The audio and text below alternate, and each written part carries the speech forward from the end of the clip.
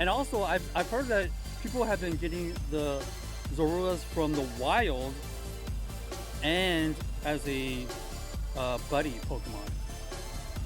So, like this, look at that. Oh, wow. That's from the Daily Instance. Wow, that's pretty cool. That's awesome. I did not know that was a possibility. You can get your buddy to show up as a Zorua from your Daily Instance. First time I've ever seen the Zorua spawning from the Daily Instance. That's cool. I mean, this is just cool to see. Like, not every day you see final stage, you know, beefed up evolutions.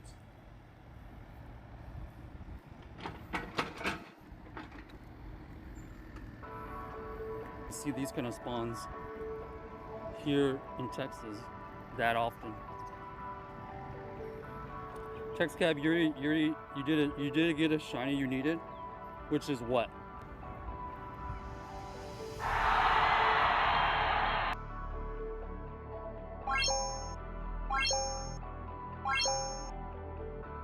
Let's try to remember this moment.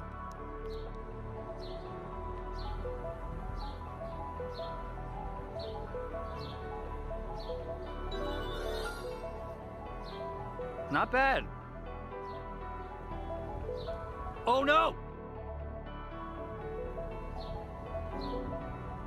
Oh no!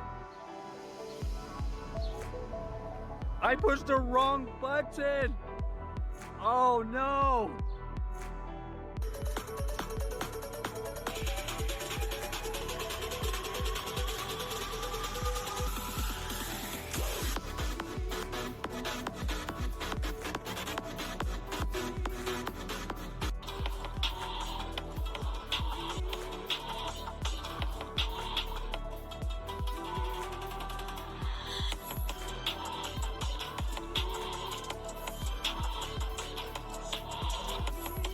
In the meantime, what was your best shiny? What was your best shiny in the chat? Oh my gosh! Look at that last minute spawn. Take it. We take it. Watch while we're trying to find something to raid, dude. Okay, I mean today's a W. What's up, Orlag? You got a Hundo Giratina? Sheesh. I haven't gotten a Shundo Giratina or a Hundo from this week. I had the Hundo in the past. Maybe today. 5, 4, 3, 2, 1. No shiny.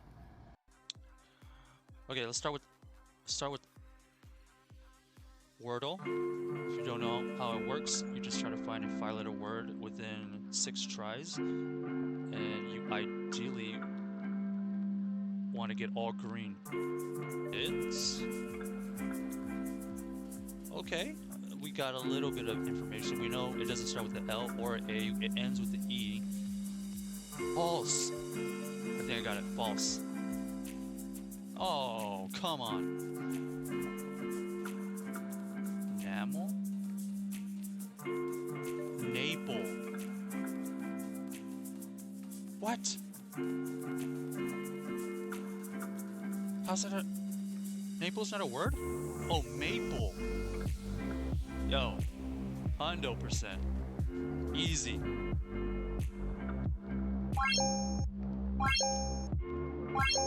One.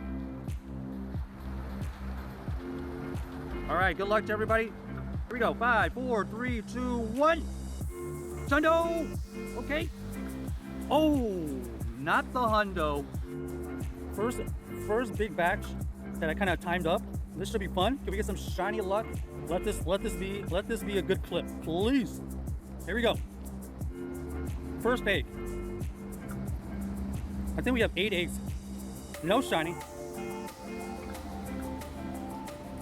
Thank you for the shiny love, Slurpee. How you doing today? Oh! Okay, we are hatching the right stuff, obviously. Okay, no shiny. We could probably get some Hundos. Egg hatches. Some Hundos. Noibat, 2 Noibats. 2 Yamask. halfway through. Shiny. Ooh, another get mask. That was like perfect timing. Shiny. Nope.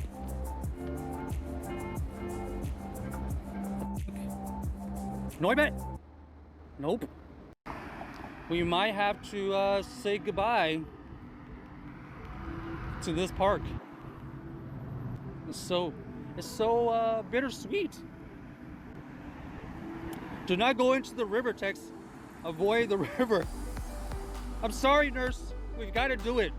We've got to go into the river for the stream. Big Saj.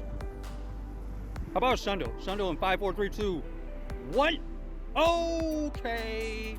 What is the hundo? The worst shiny available in the raids? 10, 12, 14. Yo, mic check. Are we working?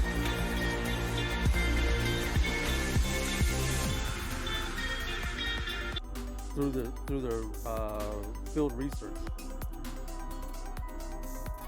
Oh.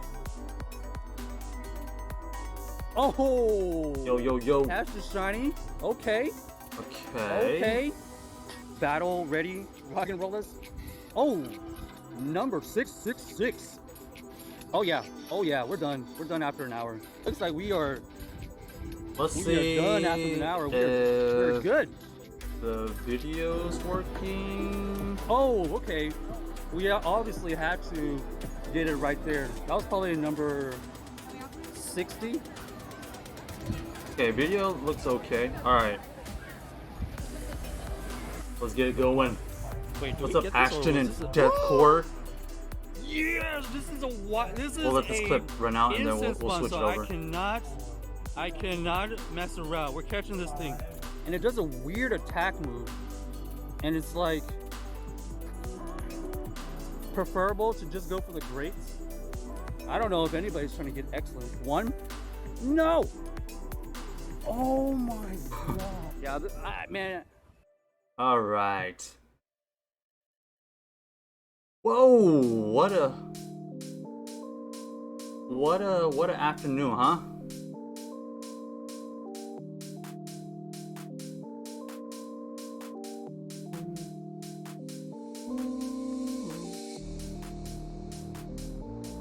Alright, let's get it over. Let's get it started. Question with Ashton. What do I think about the changes? Well, we're gonna go over it. We're gonna go over what it exactly says because that is part of the stream today. So let me bring it up. Alright. Welcome to a news day. First, if you didn't know already, okay, there are updates to the remote raid situation. This just got released today. So let's just go over what it says because if you haven't seen it already, and I'm sure people have already seen it, but let's see if we can find any details about what they're trying to say. So trainers, we want to give you a heads up about changes coming to Pokemon Go's remote raid passes. These changes are designed to rebalance the game and ensure it's enjoyed by trainers for years to come. Rebalance the game. So we're gonna dissect what they're talking about here. In the chat, what do you think they mean by rebalance the game? Why do they even put that? So they, in their mind, they think the game is currently imbalanced. And why is that? Why would they say this line right here? These changes are designed to rebalance the game and ensure it's enjoyed by trainers for years to come. What does that mean?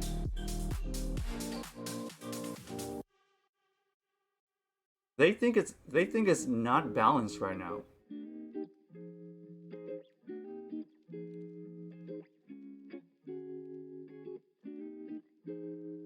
It might be an April Fool's joke. That would be the ultimate April Fool's joke. That would be, for sure. But highly unlikely considering how much detail they're actually releasing out here. Rebalance their pockets. Well, yeah, they're definitely going to take a hit, but we'll get to that. But nobody is talking about what does this mean? Why do they think it's imbalanced right now? Why do they have to rebalance it? What is the problem? Because they think that the game is too favored right now to remote rating, right? That's basically what they're saying. And so the fact that they have just stated this means that in their mind, they already think what they're addressing today would help rebalance, I don't know, what they think is an imbalanced game right now. So let's just take it for what it's worth. Remote rating is for legendaries and megas. Are they saying people with remote raids are making it favor to people who are like a little bit too favored, or a little bit they're rewarding too much to the people who are remote rating too much? That's basically what they're saying. Because that's the whole purpose of remote raids, right? Or am I missing something here?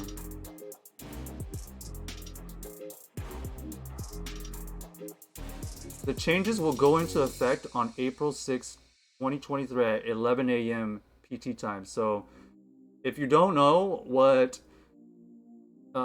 this time is, put 11 a.m. PDT into your Google search, and that's the time it's gonna change. For me, it's gonna be 1 p.m. on April the 6th. So basically, you have a week.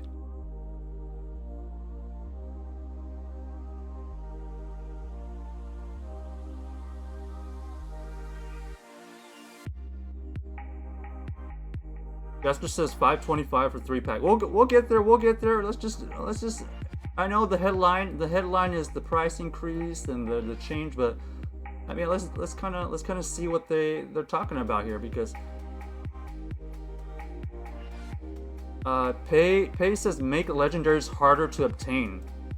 Yes, it does look like they want legendaries to be harder to be attained. Why do they want that to happen?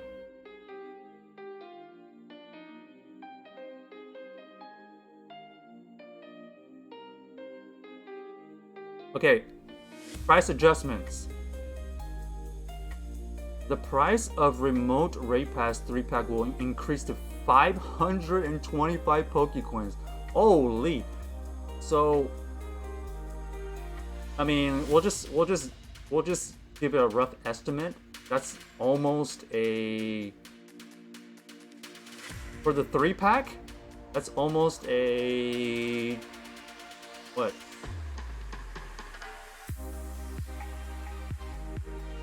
We'll say like 75% increase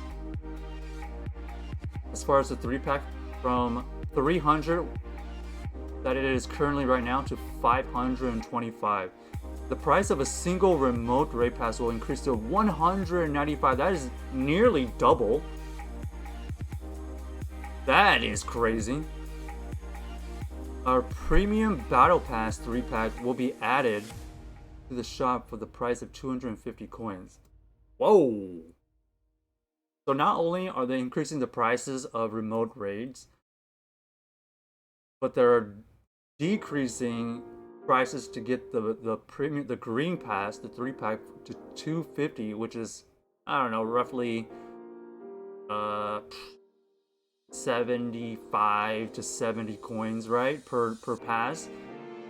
So you can clearly see that they not only are nerfing the remote raid situation, but they're making it more expensive. Here's a continuation of them nerfing remote raids. The remote raid participation limits trainers will be able to participate in a maximum of 5 remote raids per day. This maximum may change and increase for special events. Wow! That's almost like a double nerf, isn't it? Not only do you get nerfed on the price, but then you get nerfed on how many you can do per raid as a remote raider. So clearly they think that remote raiding is making it too easy to get megas and legendaries primarily. That's what they're used for, right? That's essentially what they're saying.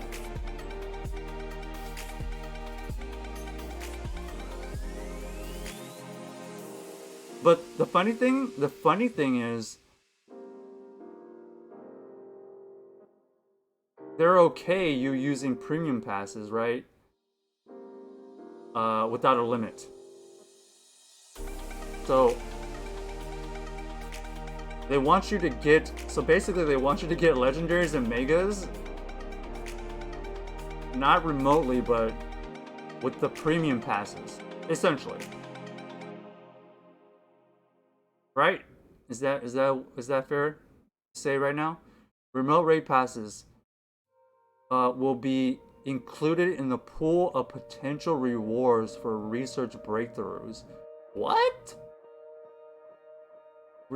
So they're gonna give you potential remote passes in the pool of rewards. So not even guaranteed. Wow.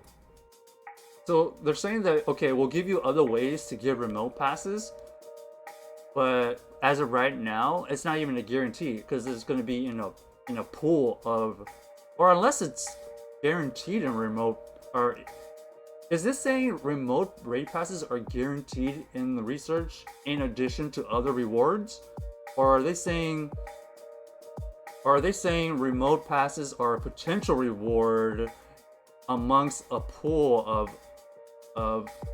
other rewards from the research breakthrough? That wording right there is a little bit interesting to me. Is this saying remote raid passes is going to be guaranteed amongst other rewards that you're going to get with the research breakthrough, or is this only potential to be, or it has a chance to be as a reward? That's weird. I don't know. We'll see. And then remote raid passes earned via research breakthroughs will still be subject to the existing inventory limit of 3 remote raid passes per trainer. Okay, so if you didn't know that, technically you're only allowed to have 3 remote passes in your inventory at any given time, specifically earned. There was a time where they would just give you a free remote pass and you could stack them up to 3. Like those are like the earned. I think that's what they're referring to right there. If a trainer earns a remote pass from a research breakthrough while at the 3 remote raid pass limit, they will receive a premium battle pass instead. So yeah, through earned remote passes, you can hold 3. But they're saying like once you hit the 3 and you get the last remote raid pass, you will get a premium pass, the green one. Now, the weird thing is purchases of remote raid pass 3 packs will still allow you to hold up to 5 remote raid passes if you purchase it with the 2 remote passes already in your inventory. So like,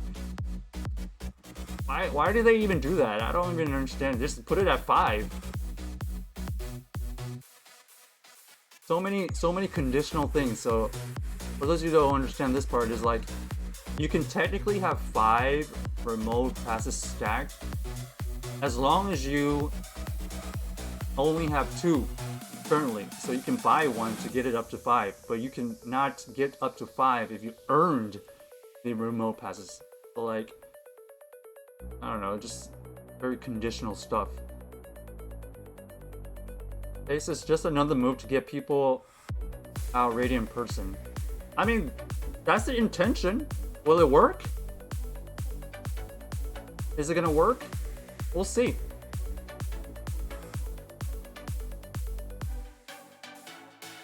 I will say, okay, this is from my personal experience, just from what I'm seeing, and anybody can tell me from their communities as well. I have to say, I'm in a big city. From the start of remote raids, it has definitely decreased local communities in-person participation, especially after 2020, right? I mean, I'm sure everybody has experienced this. Even when they started to reel back the effectiveness of remote passes, I would say I saw like a 10%, maybe 15-20% of in-person activity again. Like we go do our raid hours Wednesdays in person, and since 2020 up to what, even yesterday, March 29th, I don't really see a lot of people back out there, you know, even with all the changes that they've done.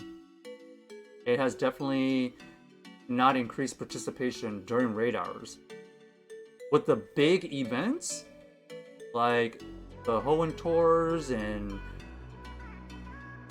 community days, those like kind of bigger events that maybe not necessarily is solely focused on raiding, yeah, I see more people out, but it's kind of hit and miss. What about everybody else? What is everybody's experience? Has anybody been able to go out to your local raid hour and without any coordination just shown up and there's a group there?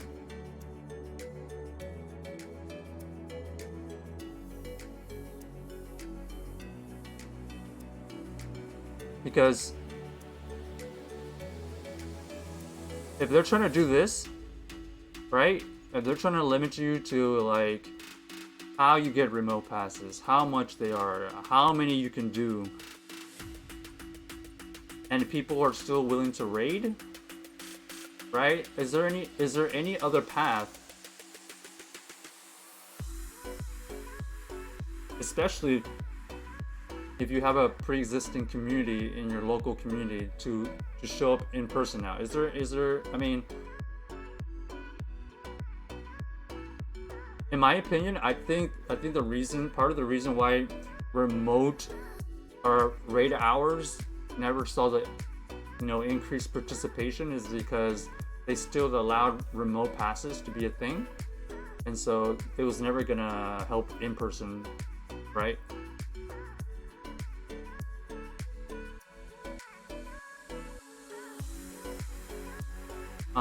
What else? Sienna says there is one spot that is high traffic and you can usually find a group during events. Yeah. One spot. That's good. I mean, like I said, I saw like a 10 to 20% increase personally, but everybody has a different situation, right? So up until this update, they've done the gradual change, and it hasn't really changed how people play the game, as far as raid hour wise. So like this is just like a complete hard shift. What else? Candy XL. Trainers who participate in 5-star raids in person will earn more Candy XL than before. Okay. This whole Candy XL and rare Candy XL thing has always been puzzling to me with the raids. I mean, even to this day, I don't really know what is standardized, to be honest, as a remote reward, or even either remote or in-person reward from raids. Like, there's a time when they were trying to give out rare Candy XL, small chance. Supposedly it was like guaranteed, and now they're saying they're gonna give you more Candy XL than before. Very vague. So does that mean if you catch your raid encounter, you're going to be guaranteed a set amount. Like, let's say it's going to be guaranteed 3 Candy XL, right? Because in person, you're supposed to get more. How much more? I don't know. That's always been a weird thing. And in addition, just getting more Candy XL is not going to get people to be out in person. This is not the incentive. If this is their only incentive to get people to do in person, that's not going to work.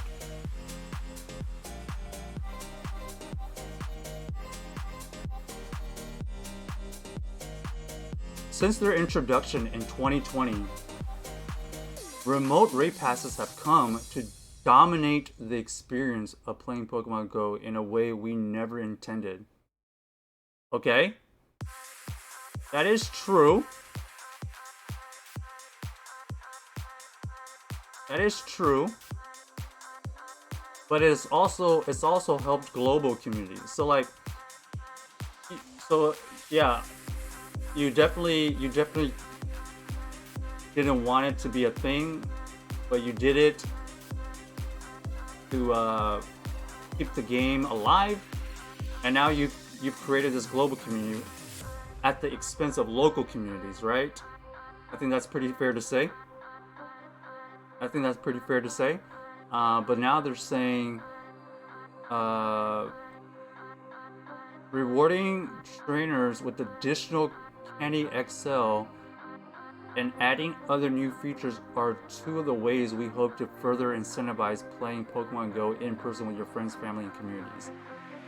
What is oh,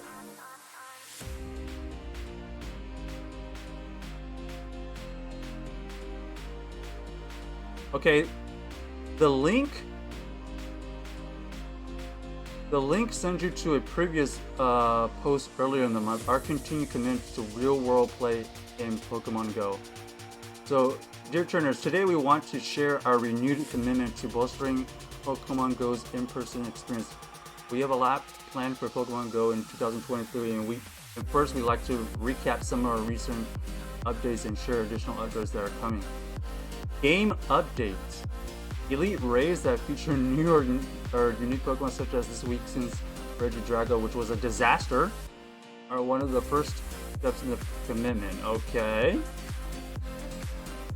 Improvements to raids that make it easier for you to participate in local raid battles and to become friends with trainers you've battled with. What does that mean? Improvements to raids that make it easier for you to participate in local raid battles. Have they addressed this? What does that mean? Is there gonna be a new way to participate in raid battles?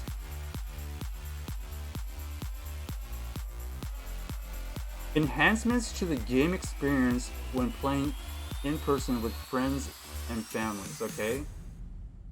That's just small rewards, probably. New features that provide benefits and encounters with more Pokemon while exploring outdoors. Okay, that's probably that whole defeat the raid thing and rare spawns potentially could spawn or something. This is interesting to me. Did anybody read this part? Improvements to raids that make it easier for you to participate? What? Is that wording just weird, or does that mean there's gonna be a brand new way to enter raids besides remote raid? Because elite raids you cannot remote raid. What?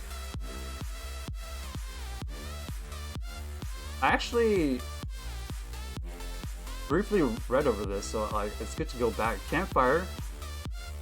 Last year we launched Campfire in select US cities. Campfire's goal is for trainers to connect and discover local communities and find active nearby raid battles. Okay. We've continued to improve Campfire through the following updates. Focus on helping trainers better communicate and work together to tackle raid battles in person. Adding the ability to start conversations add Pokestops and gyms around you. Adding the ability to navigate from campfire to a specific gym in Pokemon Go. Adding the ability to navigate from campfire to a specific gym in Pokemon Go. Whoa, whoa, whoa, whoa.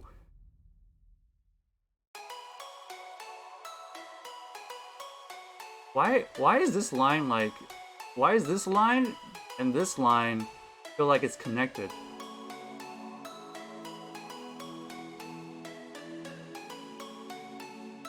Is this saying like there's gonna be a new way to join raids, or like is this saying ability to navigate? Adding the ability to navigate from campfire, which is the app, to the specific gym? How do you do that?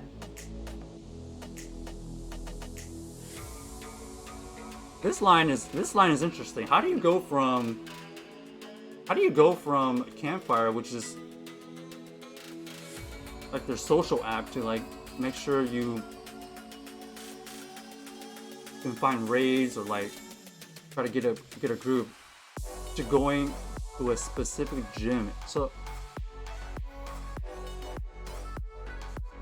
I don't know. This feels like either campfire is gonna help you like draw a line or direction on how to get to the actual gym in Pokemon Go, or campfire is somehow gonna allow you to like join in a gym as long as it's within the nearby screen,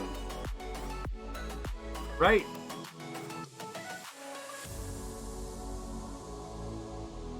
Campfire will also see updates soon to significantly improve how trainers connect, chat, and join raid battles together in Pokemon Go. This is a key step in preparing Campfire's continued rollout and access. So yeah, it seems like Campfire is a huge part into what they're going to be introducing. How they like let you get into a specific gym and improvements to raids that make it easier for you to participate. How are they doing that? Very, very vague. But maybe this is all in hopes of, you know, softening the blow of not being able to remote raid. I'm not exactly sure how that works, but what does that line mean? In-game communication? Why didn't they just say added the ability, or they said, well, communication is this line right here, right? Adding the ability to start conversations at Pokestops and gyms, that's this line. But this line is totally different. This is not a communication thing. This is like either they're giving you directions or they're giving you the ability to go from campfire and that specific gym and like somehow entering it as soon as you go back into Pokemon Go. That's how I read it. That's how I read that line. And then this line here also is weird, where it's say like somehow there's gonna be improvements to able to allow you to participate in raid battles, right? I feel like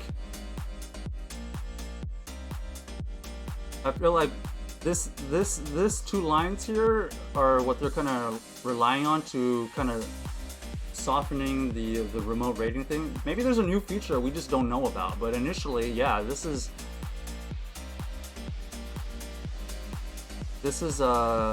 just basically completely taking out the remote raiding scene. We plan to keep remote raid passes as part of Pokemon Go. Okay. However, we believe this change is necessary for the long-term health of the game, and we do not make it lightly. Okay.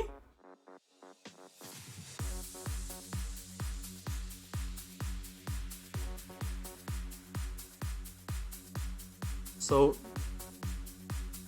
okay, we believe this change is necessary for the long-term health of the game. I know in the past they've mentioned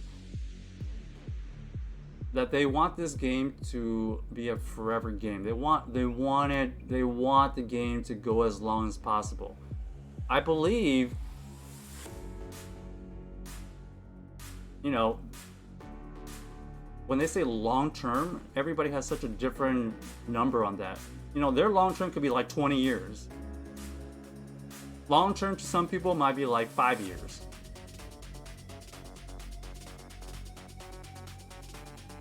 I definitely agree that remote raids would definitely shorten the longevity of the game. Only because it does make it easier to get things. Right? I think that's pretty fair to say. So in order to like make this as prolonged or even longer, right? They want to make it basically harder. Right?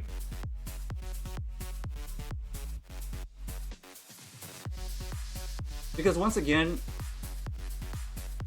I've said this in the past too. I don't know if people you haven't heard it before, but like I really think at this point Pokemon Go is just one of the tools, one of the ways that, remember Niantic, the Pokemon company, these are all companies behind the scenes. They want this to be just part of the Pokemon ecosystem. And I don't see any other game within the Pokemon ecosystem that is allowed to promote other games like the way Pokemon Go does, or even just tie in major holidays, etc. Right? Pokemon Go definitely feels like a tool for not only newer people, but just people in general to like funnel them into other parts of the whole Pokemon ecosystem. For example, recently we just did the whole Let's Go mystery box thing. Maybe some people didn't even know about the mystery box, right? So then they start looking to how you get into the mystery box. Well, you gotta get Pokemon Home, and then you go from Pokemon Home, then you gotta potentially transfer a Pokemon into the Pokemon Home, and then from Pokemon Home you're allowed to transfer into other games, right? Like the Let's Go series, and then maybe they discover Let's Go, and then maybe they discover Scarlet and Violet, right? And who knows what they're gonna do with the other stuff, with like Pokemon Sleep and stuff like that, right? So it feels like Pokemon Go right now feels like a middleman or a middle agent to kind of connect all the other stuff, as you've seen before. So like trying to make it more long term. They kind of said that before. What else? We feel this is a necessary step forward, or a necessary step towards our goal of preserving and improving the unique experience of playing Pokemon Go, a game we hope you continue to enjoy long into the future. The Pokemon Go company. What do we think they mean by this part here? We feel this is a necessary step towards our goal of preserving and improving the unique experience of playing Pokemon Go. What is so unique about playing Pokemon Go right now?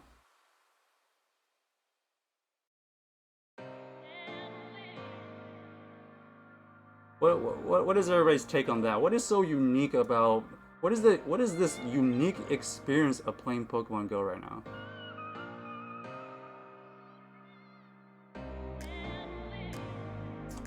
Let's see. Catching up on chat. Of course, says Pokemon Go 2.0. For some, it might be Pokemon 2.0.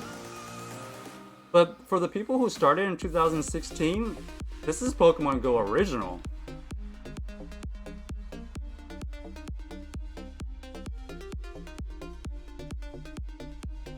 Ashton says there's Pokemon Go communities out there that are based on remote raiding. I guess Niantic didn't like that. Yeah. They're basically kind of well, they're definitely nerfing that community where, let's say, like especially if you're in a rural area and maybe you were really reliant on remote passes, you're no longer able to just, you know, mass remote raid. They're definitely going to limit you. And then also, this is definitely a long-term play because this is 100% going to hurt the revenue. No doubt about it. But they're like they said, they're making a play for the long term. Let's see if it pans out.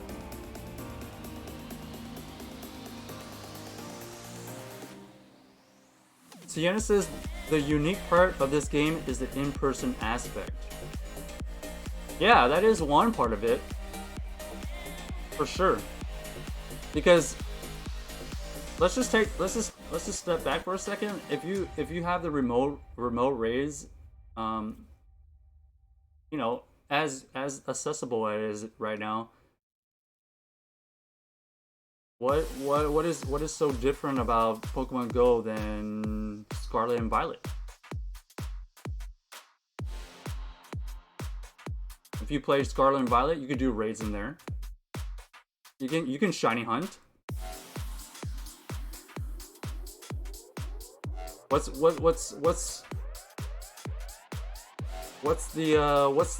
difference? The other difference is how accessible Pokemon Go is, right? Pokemon Go is technically a free app, but because it's so accessible to everybody, it's a bigger outreach. Now, how are you gonna make something as accessible as Pokemon Go different enough, right? Than, you know, like a Let's Go or Scarlet and Violet. That's what this line is saying. I think preserving and improving the unique experience of playing Pokemon Go, I think, is that point. Is that fair to say? Sienna says they have always been focused on learning how to advertise to us in a virtual world, not the game per se. Yeah, it's definitely becoming a tool of collecting data, maybe advertising or funneling Pokemon Go because it's so accessible. It's a free app into the other parts of the Pokemon ecosystem, right? The play here is to make Pokemon Go so relevant or relevant enough to where it can like funnel others into like the other aspects of the Pokemon ecosystem. Because we know they've made plenty of money on this game already.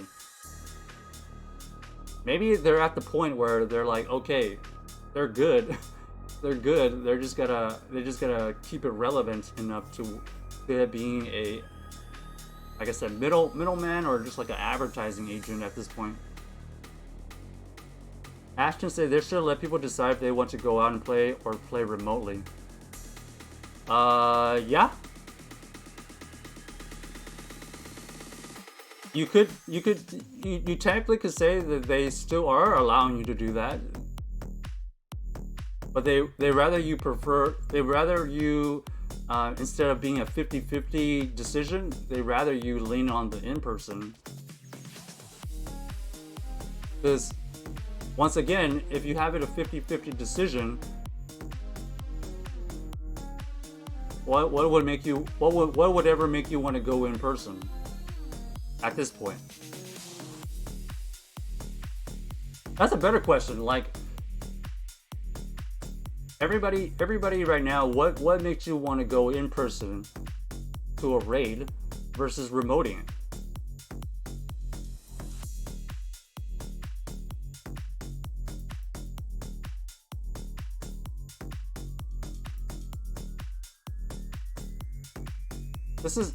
This is definitely probably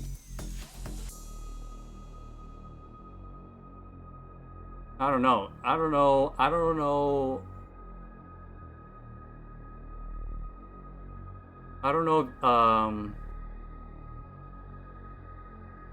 I don't know if this means that we're gonna get GoFest news because of this news here to kind of like, you know, get this news over with as fast as possible. But it's kind of funny that they waited a month into the new season before releasing this information, and at that, with all these changes, pretty quickly. I mean, they're basically giving you a week, right?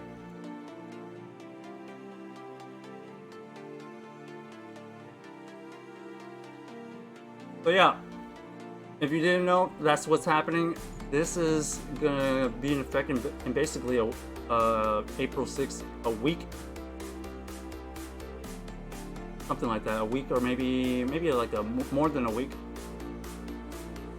In fact, it is exactly a week. My bad.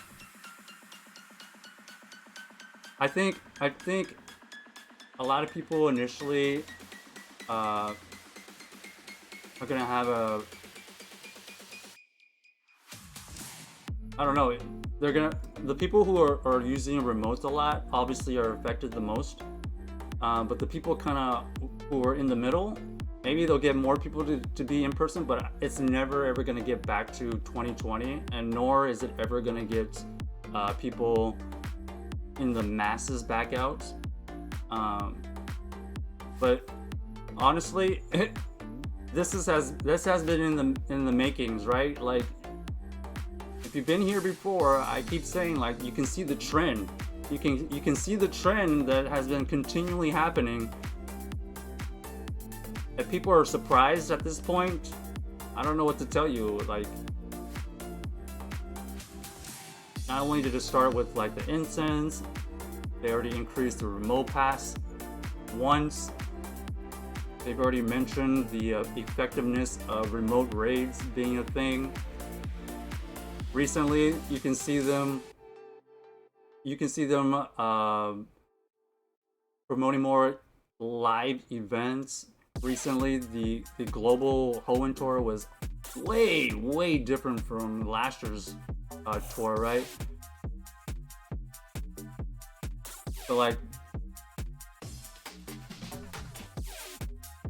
if you've been here before, you kind of know that we've been kind of talking about this, and the trend seems to be they're just trying to push everything back into in person. And they're part of the reasoning is like they want the game for long-term health.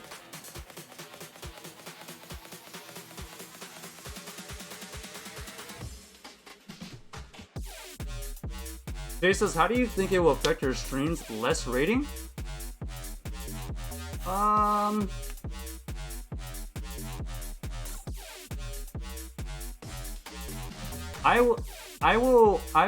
I will probably have raid hours still, but I mean, obviously it will affect the stream, but I still do a little bit of everything anyways. It probably doesn't affect me as much. It will have an effect, but I don't think it's affecting me that much. At least initially, I don't think so. Because once again, I do have to keep saying this. I live in a big city, and I have a park that has a pretty good amount of gyms nearby. So, like, maybe it will affect me, like, maybe if the raids are super spread out, but like, I don't know. I don't think I'd be affected that much. I'll still do a little bit of everything. What do you guys think? Is it gonna change how we do things here? I think I do a little bit of everything here, right? What's up, Jay Freeze? Sad news? It's definitely sad news if you do a lot of remote raiding.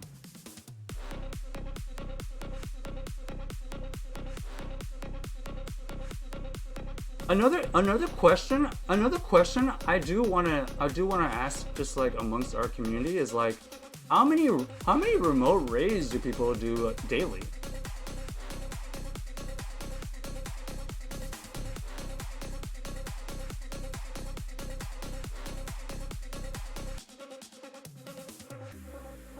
Because I find this interesting that they're gonna limit you to 5 a day. Were people using more than 5 a day?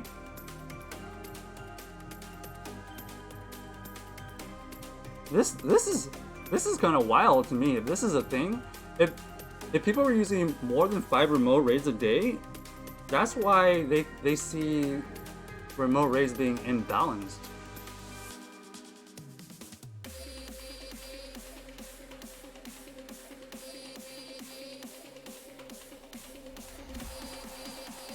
Because why do they choose 5? Like, why is 5 the magic number here?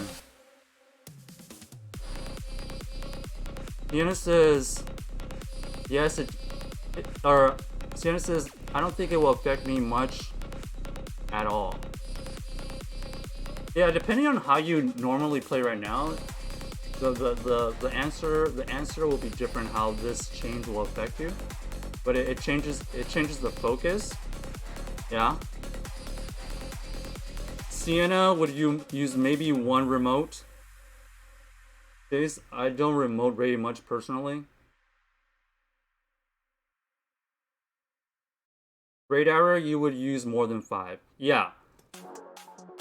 Radar would definitely we would use more than 5, but that would just allow me to potentially find a better path for my radar, you know? So maybe on radars now, if they're gonna limit us on how many remote raids we could do, right before radar, I kind of have to like scout where all the raids are. Maybe sometimes it's more incentivized to go to the park.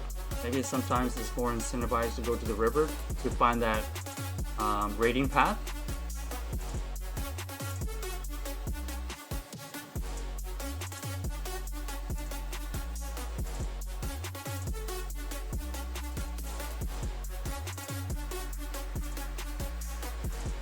Dennis says you can host and raid as many people as you want. Oh yeah, I think for sure. Like if I want to be just a host, like I could be the one just to like send out invites and stuff, right? And not necessarily do the raid. But I think I'll still participate in raid hour to help people raid.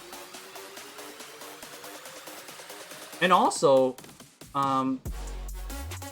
I would say our aim has always been around 7 raids during raid hour, right? So yeah, I think you know, let's say I stack 2 free passes from the previous day plus the 5 potential remote passes I can do. There's the 7. There's the 7 for my raid hour.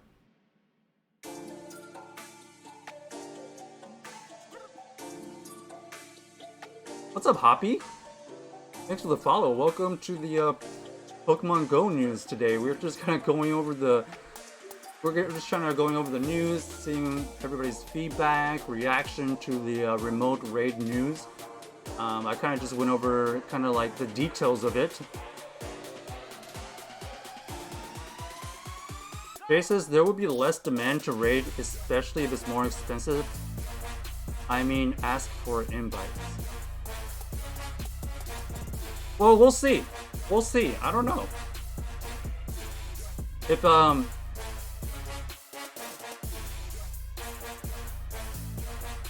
If there's less demand to raid, you know, like Sienna says, there's just to be a different focus.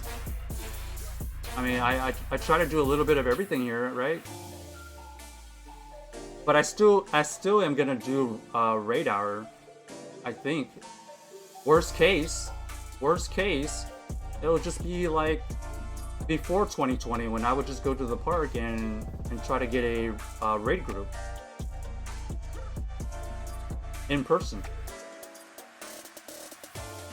And maybe there'll be a different kind of stream, right? Instead of being a host, maybe we can show the experience of a local raid group. I've said this in the past. I actually miss, just going to the park, not even during raid hour, just randomly, and I'll just like meet people. I don't even. Occasionally I do, but I don't even like see new people at the park anymore. And I have to say this again, my park allows me to have the choice of remote raiding or raiding them in person with those premium passes because of how many gyms and how close all the gyms are. So instead of using maybe 5 remote passes during my raid hour, maybe I'll use 1 or 2 to get the ones kind of further out. But I think for me, luckily I have a area where the gyms are in close proximity. I think raid hour is still going to be okay for me, whether it's premium or just remote.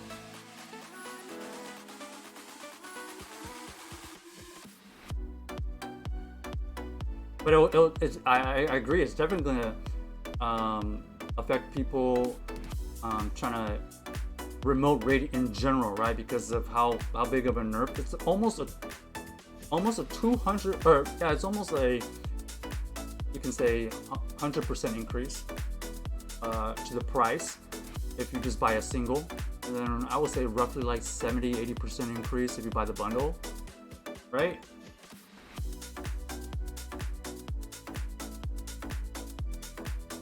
It's just, that's how I feel too. I don't mind rating less. Sienna says, I don't either. I've never been a Hondo chaser. You're a shiny chaser. Yeah. I think every community is gonna have a different reaction to this. Everybody plays differently, clearly, and I think people will adjust, right? They're clearly making a decision to take a hit on their revenue. They're gonna Niantic and Pokemon Go, and they're definitely gonna reduce remote raid interest. And so the people that were solely on remote raids, they're probably gonna play less. But the people that were on the fence, on like, oh, should I rather use the remote or should I use in person? Maybe they'll skew them more to in person now. We'll see. Honestly, this is one of the biggest 180 change they've had in a while, right? As far as like a major gameplay change.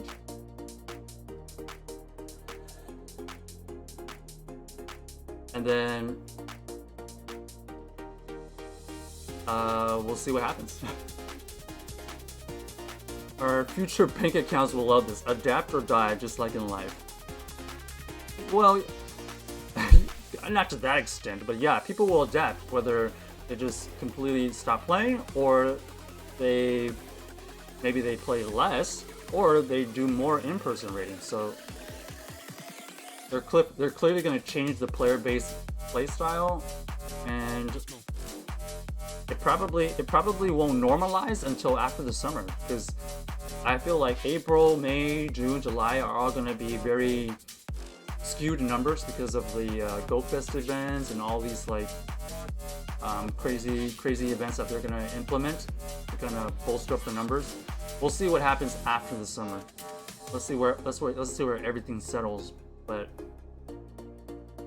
I wouldn't be surprised if they start implementing absolutely brand new legendaries, right, and brand new shiny legendaries, maybe in May, maybe in June, right, after this remote raid nerf, because clearly they don't want people to get the legendaries that easily. It seems. So I think we've gone over everything. If you have any other feedback, any comments, any other suggestions on it, post it in the chat. I think we're gonna switch it over to the GBL side. It was kind of a weird, like out of the blue, right? Post. Maybe tomorrow we get GoFest news, because I doubt that they would ever drop this on a Friday, right?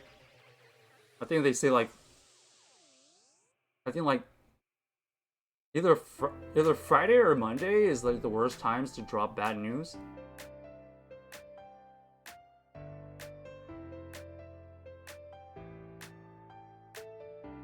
Sienna says there are some people saying it was an April Fool's joke. Listen, that could still be a possibility. But you think Pokemon Go is at a point here where they can be that kind of company where they can take this kind of backlash, release this kind of information, and kind of play this kind of joke? I don't know. It doesn't seem like Niantic's kind of that kind of thing. They post the news, right, and then they let it either linger for a certain amount of time, and if needed, then they'll adjust. But I don't know. This doesn't seem like an April Fool's. It could happen. April Fool's is in 2 days.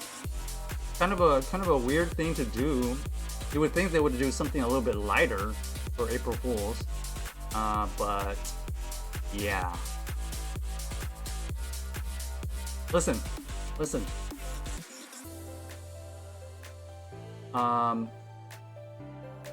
The April Fool's thing is still puzzling to me.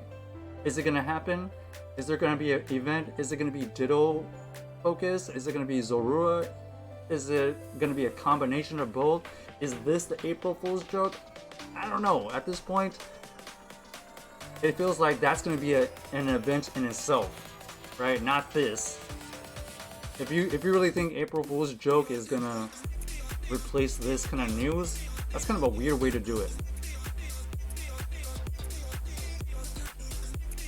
Especially if it's not like on the funny side. You know, usually April Fool's wants to be on the funny, lighter side. This seems like more on the serious, like, you know, especially game changing like this. So if it is the April Fool's, I guess we would get absolutely bamboozled. That is for sure. This would be the ultimate April Fool's. But I think this one is kind of set in stone. Why would you release it 2 days before April Fool's? You would think with this kind of news it would be like a quick turnaround to like kind of soften the blow, because they're getting backlash. Okay, this is not something that is going over well with everybody, right? Is that fair to say?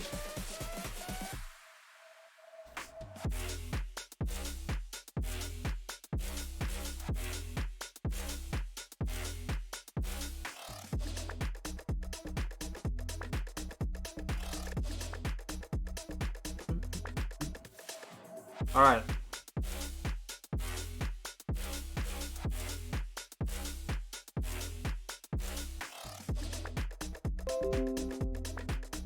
Time to switch it over. Sienna says, yeah, some channels are acting like the sky is falling. You know, that's probably true because, you know, some people are relying on raids, right? This remote raid change does, you know, it does affect channels. I think them acting that way from their perspective, it is a huge blow for sure.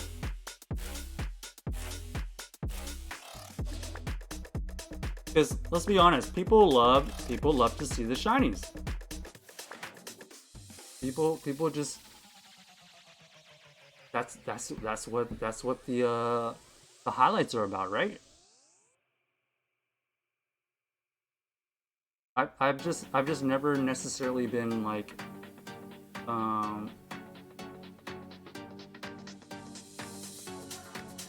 shiny first player, or even like rating. Okay, where's the...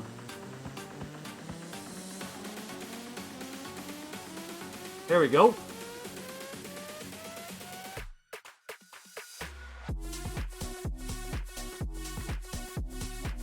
I think it will have an effect, but Twitch watchers are a community. I don't see that changing. Oh, you're talking about on Twitch? Oh, I thought you were talking about like YouTube channels. Oh, I mean,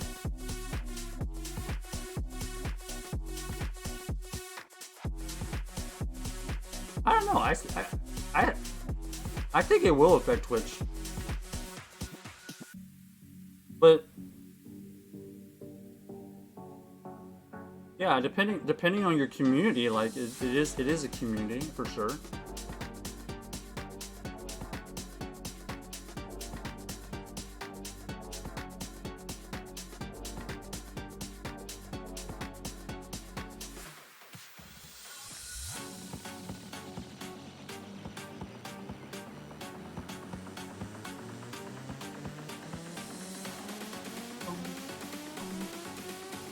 Okay, PCG spawn if you need it.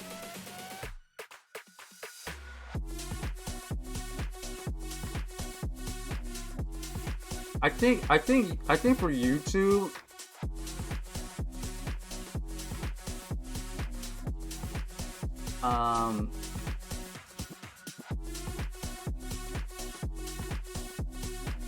YouTube, yeah, I feel like the remote rate thing is gonna definitely affect them somewhat, but you know, they have their different kind of videos to make as well, so it's not all loss.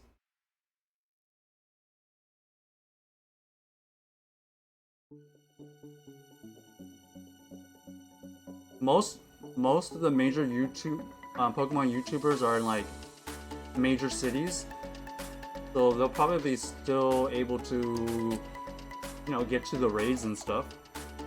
It's the YouTubers, I think, that are in rural areas, unfortunately. One that comes into mind, Pro Planty, he probably is going to get majorly affected by the remote raids.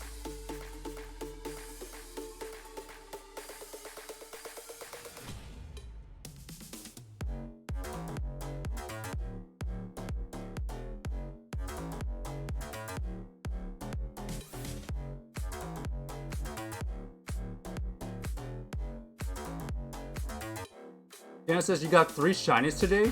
Uh-oh. 3 shinies today? Which ones?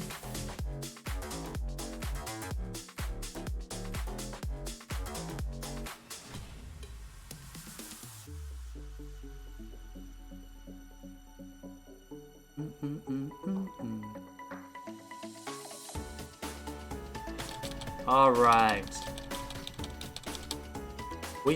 We have entered a new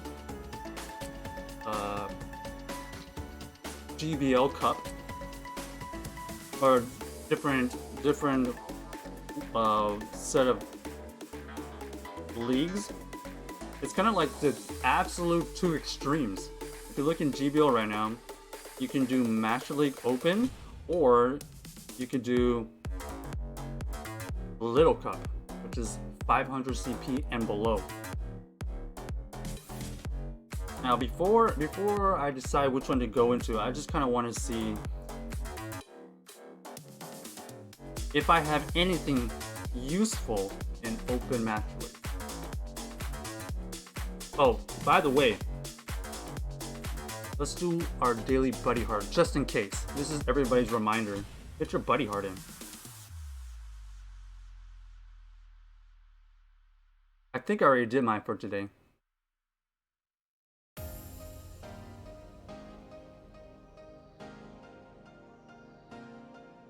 Yep.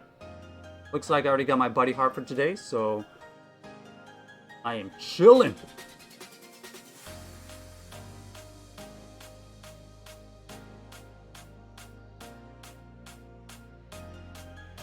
Bergmite, Chinchou, and Aerodactyl. Oh my gosh. Are any of those new ones for you, Sienna?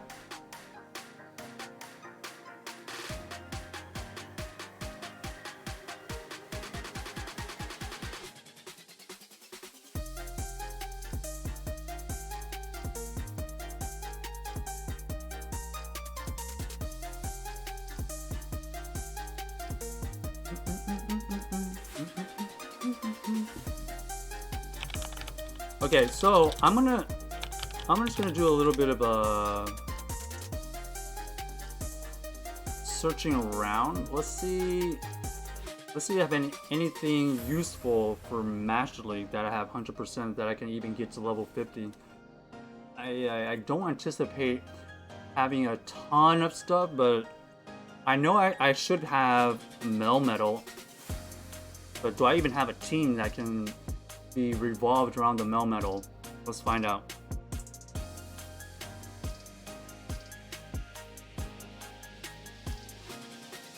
Ooh, Dragonite is level 50. That could be interesting.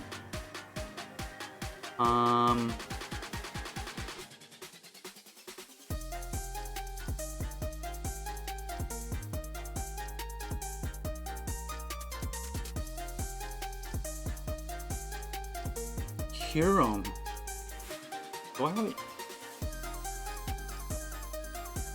Ooh.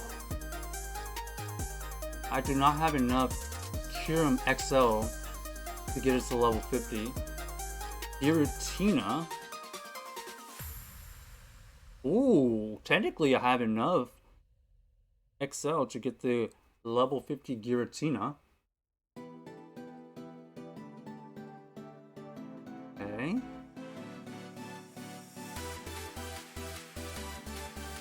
Battle, Gyarados, Lugia, Zacian. I definitely don't have that. Man. I don't have the 100% Groudon. Gyarados? That's already level 50, okay.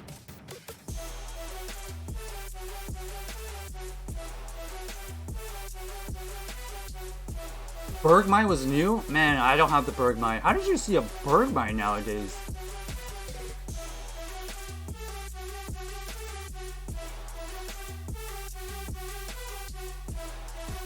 Lugia, level 50. Don't necessarily have.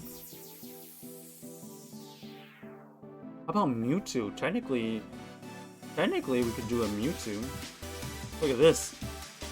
Oh, I don't have enough. Barely not enough.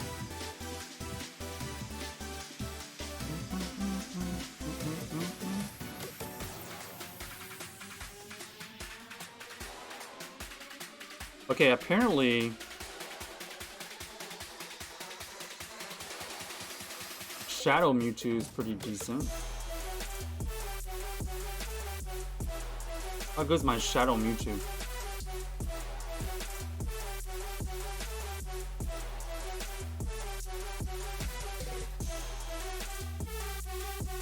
How many Shadow Mewtwo's does everybody have? I have 3 apparently.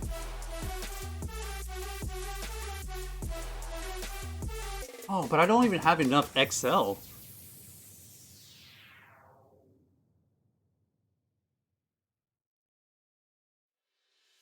That is crazy. I don't even have enough XLs for the Mewtwo.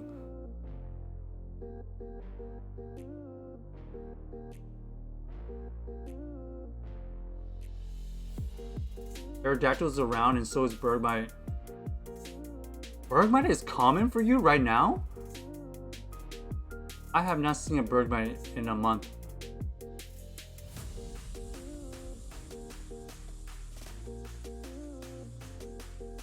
Man, Melmetal is actually not that amazing in Open Master League.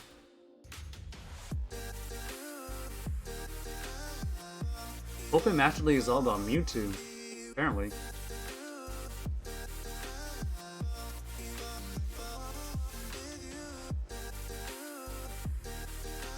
Mainly because of Zacian, I think.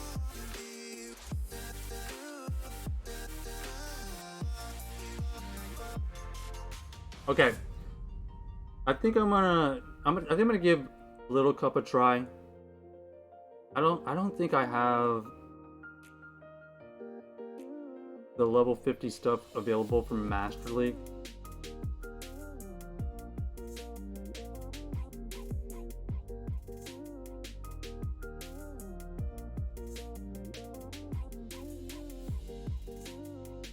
Go to Little Cup. Let's see what that's about.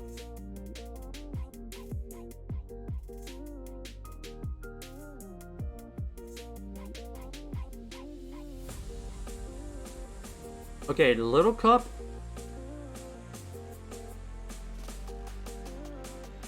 I kind of remember this. Little Cup has been here in the past. Last time Bronzor was the #1. I remember that.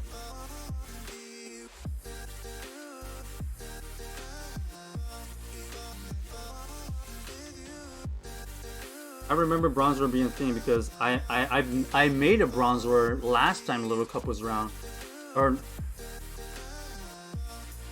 you know, in the past. I don't know the last time Little Cup was around I played it, but I know it's been here before, so that's why I even have a Bronzor built. And that Bronzor is actually, yeah, the Bronzor is actually doesn't have the right moves, but I have it. Okay, let's get that situated. Last time the league was centered around Bronzor, so it sounds fun, but we'll see if it is fun to play. Confusion, Side Shock.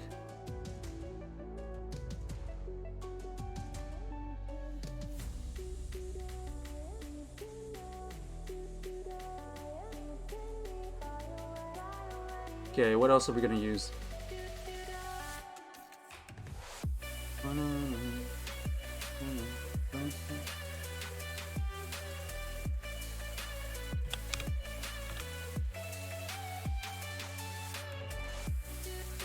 This is what is it? Wait, what? This Bronzor, I don't think it's XL, but I think it's good enough.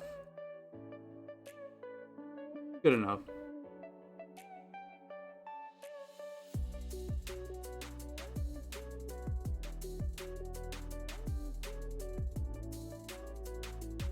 What do we use the Bronzor here?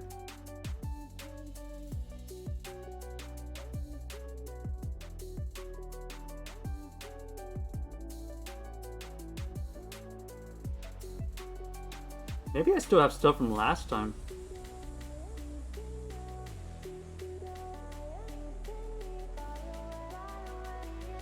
Doesn't look like it.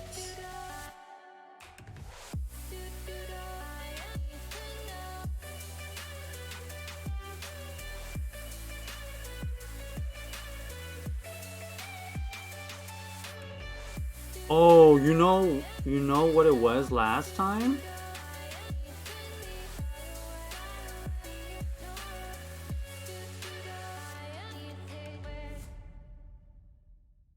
I bet you Dino is a pick. Let's see.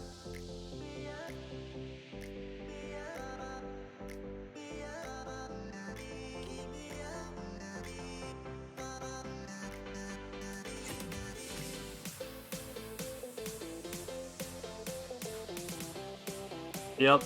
We'll use Dino here.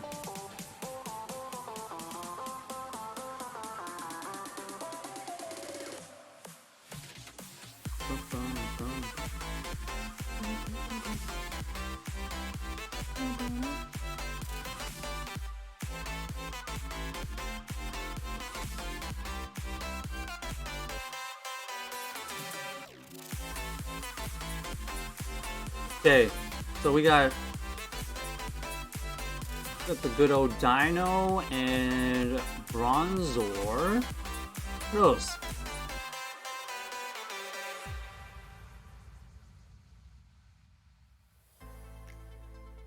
Apparently we want to use... Oops. Not Pawnyard.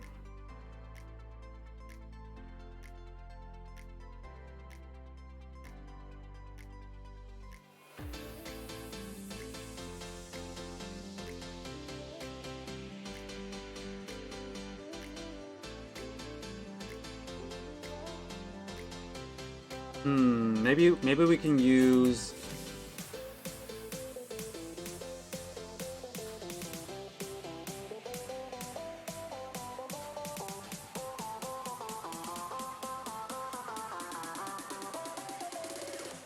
Ooh, there's a low one meow. Also, PCG spawn if you need it.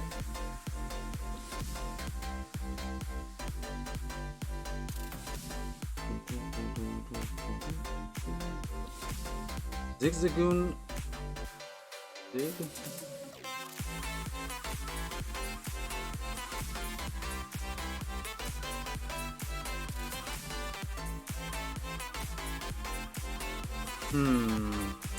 What else should I pair?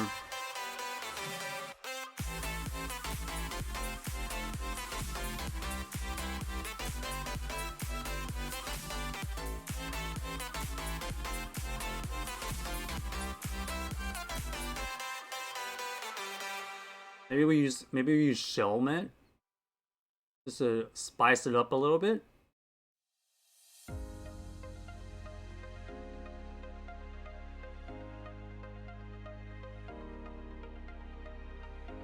Okay, let's see if this is gonna work.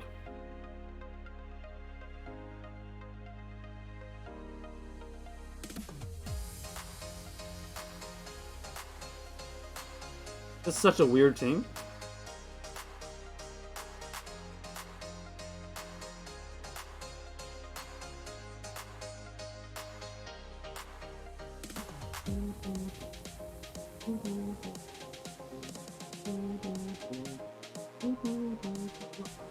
All right.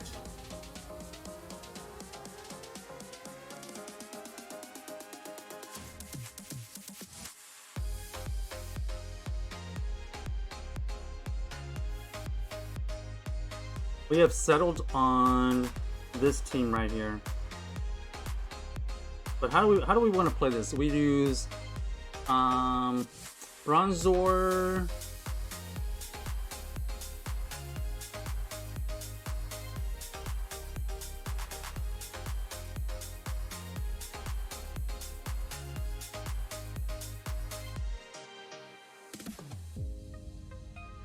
Maybe something like this?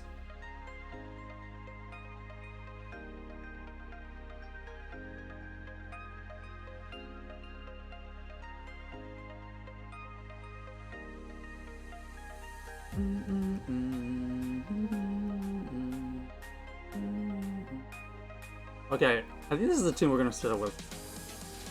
What do we think about this team here?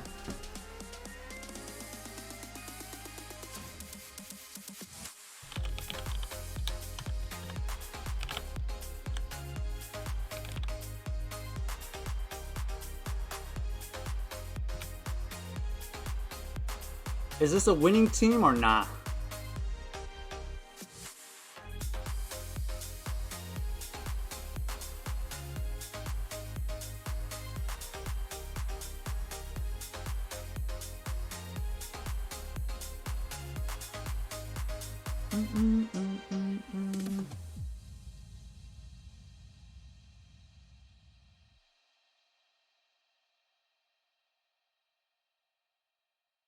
All right, predictions are up. Let's see if this is gonna get us a positive sip or nah? What do we think about this team here? I'm expecting a lot of Bronzor. Because last time we played Little Cup, that's what happened. And it still seems to be very strong.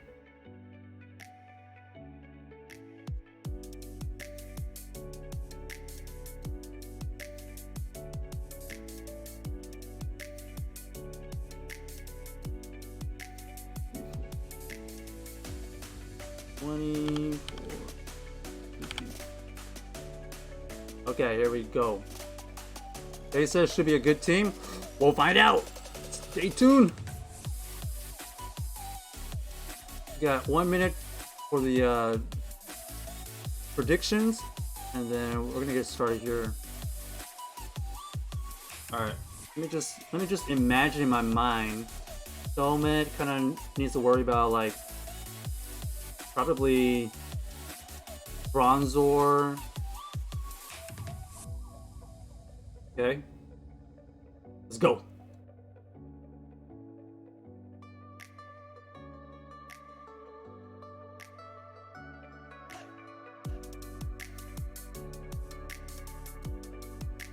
What team are you running, Pei? Oh my gosh, are you kidding me?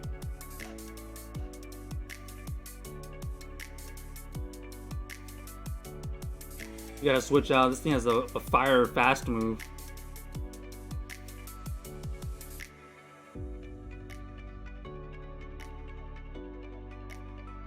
No shield the first one.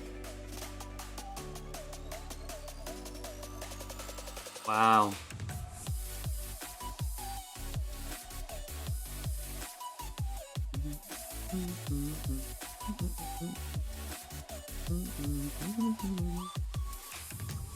Okay. I have two things pretty good against this show, man. This is kind of bad, right?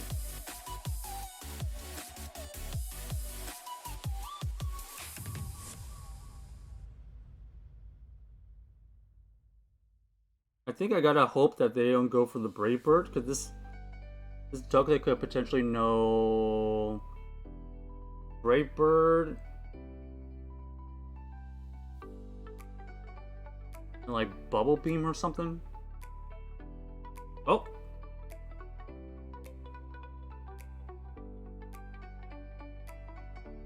Unfortunately, that was the risk I had to take.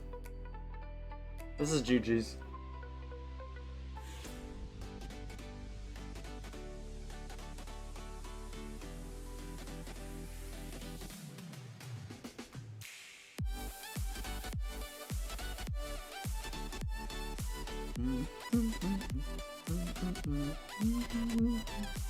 Well played by them, apply the pressure, but kind of high risk reward play right there.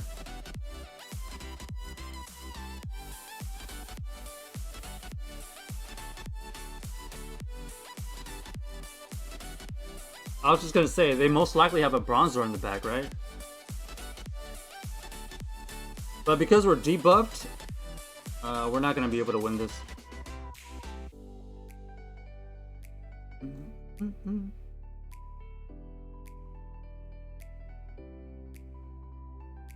I guess maybe we I mean, in hindsight, we should have just stayed in with the Vulpix.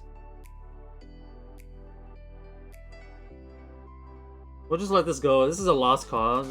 This is we're never gonna win this. Okay. We'll give him that one. We're kind of just getting back into the flow of things. I guess I could just let the showman go through.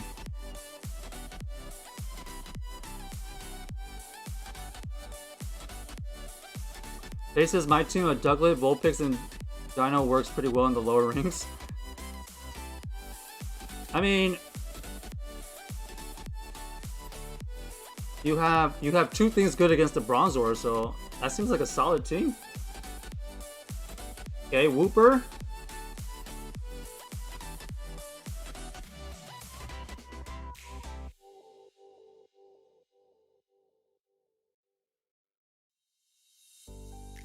think we don't shield the first one.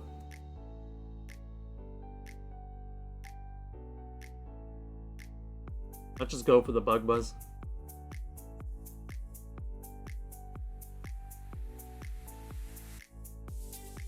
Okay. That's not bad.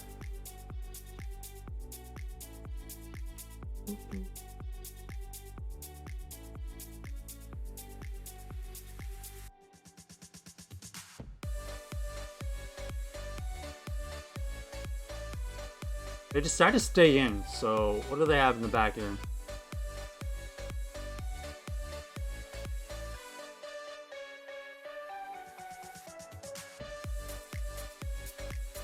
Water type, probably Bronzong? Oh, okay. Not only is it Cottony with the charm, I can't switch out because I only have one counter to this charmer. So that's why I didn't switch out. Now we go in with our Bronzong. Or Bronzor. And then we have the counter to their Bronzor. So this should be GG. Oh, wait a second. They're actually not running Confusion. This is actually doing some heavy damage.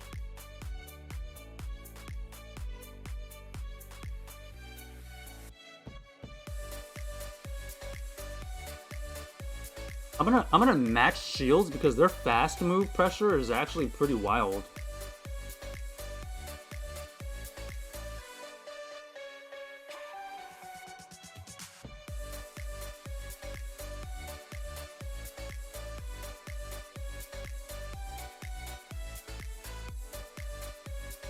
Okay.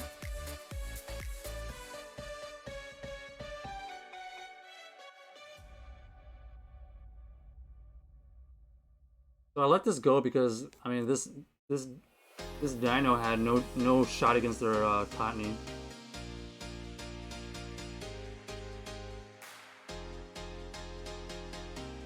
I don't have to shield anything from this Cottony. I'm gonna try to get to 100 energy.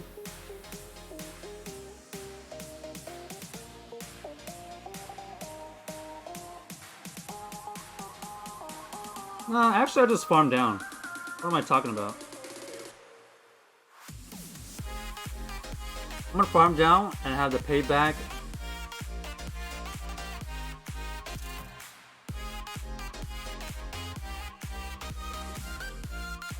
GG's.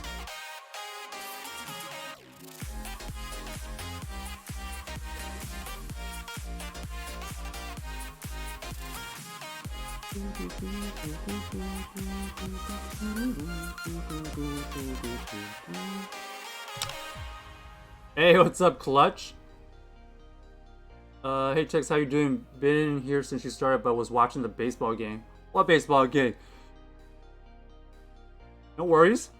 Not a big fan of the change to the remote raids, but with summer coming up, I don't think I will care as much. Will suck during the winter time. I know. It's definitely gonna be one of those things where it's gonna take some time to adjust.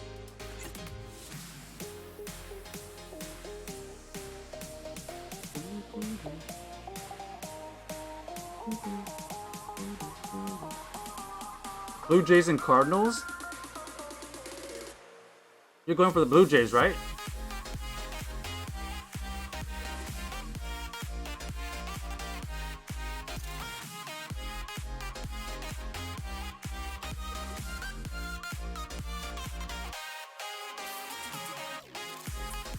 Oh gosh, this is bad. I can't really switch either. I just gotta spam body slams here. I don't necessarily want to switch because I only have one thing pretty good against this, which is the Bronzor.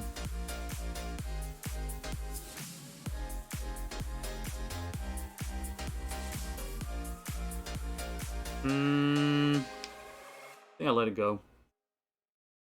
Wow, they went for the Blizzard. Okay.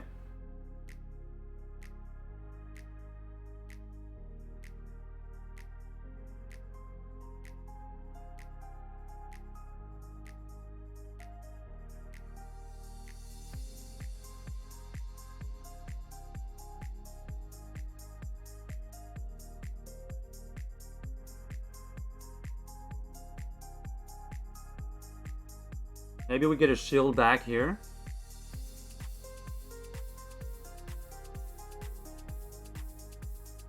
Nope. Ooh, interesting. So they're gonna debuff us here. Oh man, icy winds all day here, huh? So they had two things good to Bronzor in the back.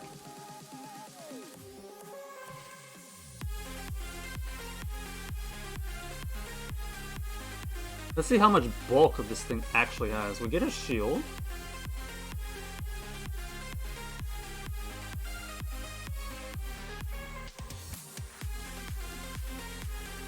Eventually we gotta use the shield, we might as well use it now.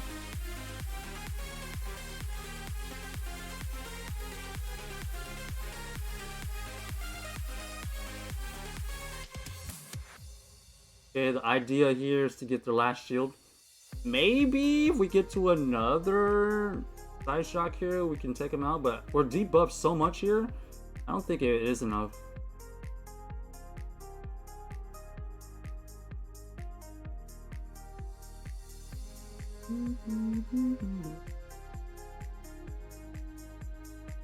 I'm gonna go for the payback here. This is a higher base attack, I think, but this is triple debuff, so not enough. GG's.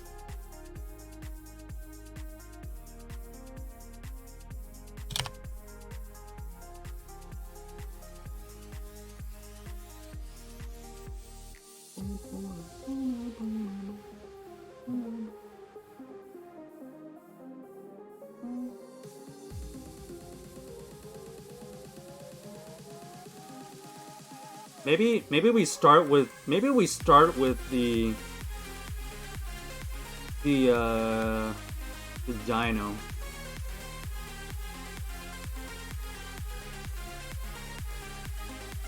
That Shellman is not winning many leads.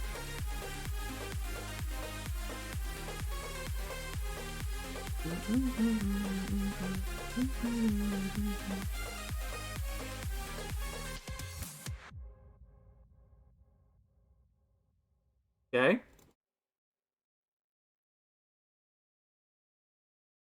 We'll take a mirror match.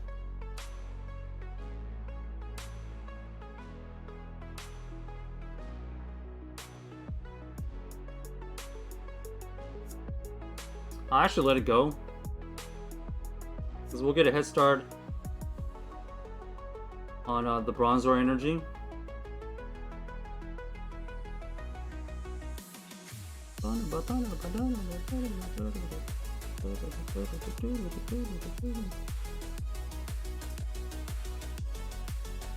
We'll say Bronzor energy is valuable. Okay. I'm seeing some very interesting picks right now. The first shield.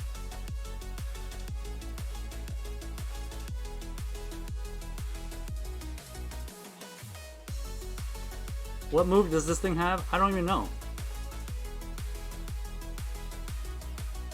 Oh, Bubble Beam.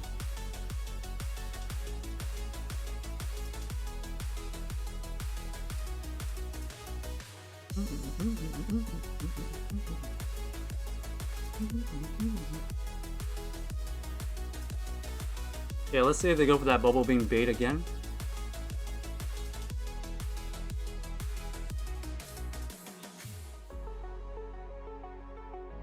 I'm gonna switch out.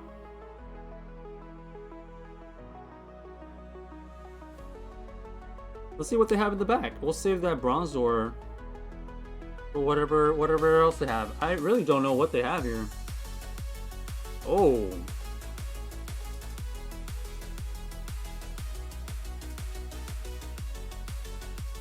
Okay, let's apply the pressure to look at the... Maybe get a big damage or a shield.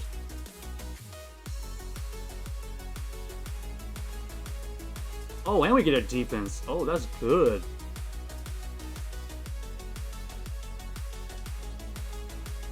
Okay, their goal is to fully farm down here.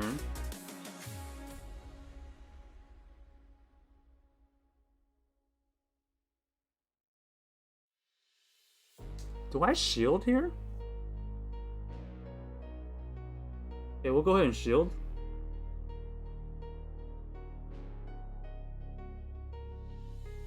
Who wins CMP? So they had heavy slam. I'm assuming they have the side shock and heavy slam. So GG's.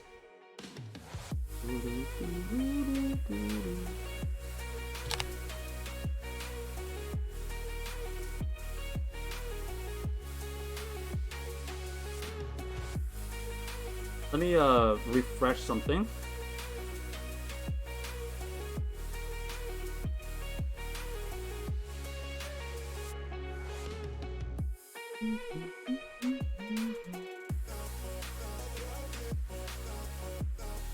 See, is this working?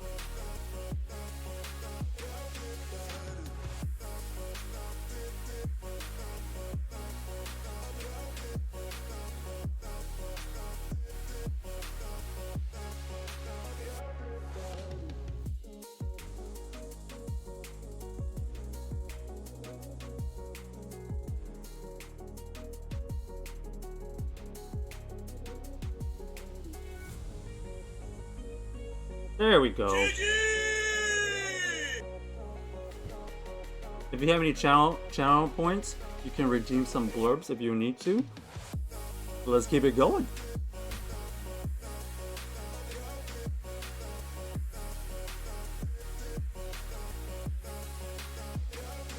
This is the game decider. I had to switch the order a little bit. Okay. Solid. This is actually a core breaker for a backline.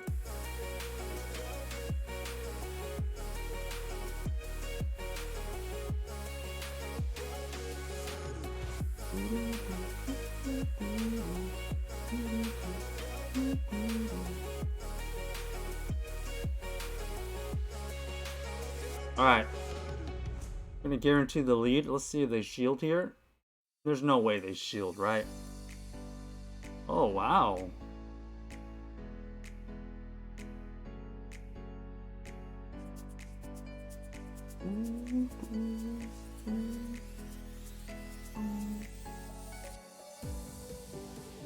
Whoa.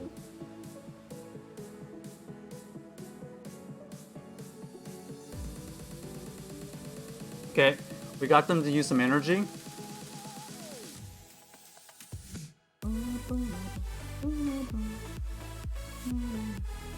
So they have bolt picks.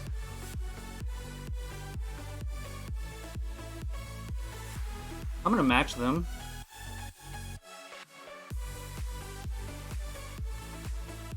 They have Vulpix, Shelmet. Two things kind of good against Bronzor.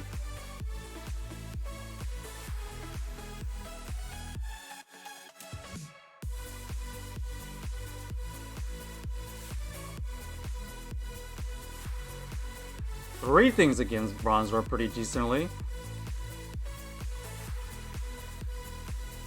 But we rather have the Bronzor kind of carry in the back.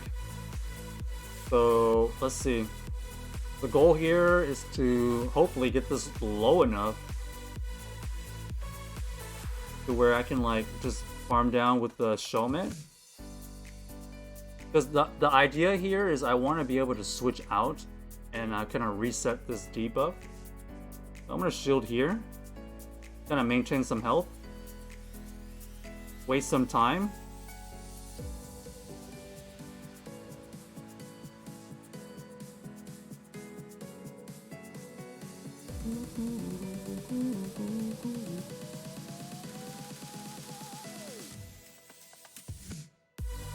Okay, pretty good timing by them. I think I need to switch out.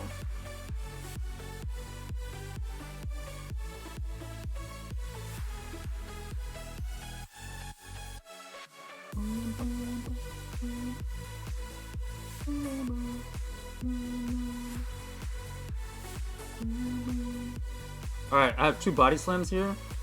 I think we got C and P right there. I think.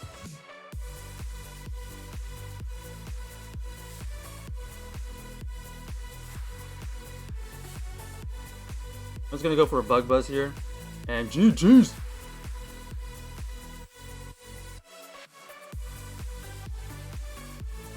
That game, I gotta admit, the sheer bulk of Bronzor kind of carried.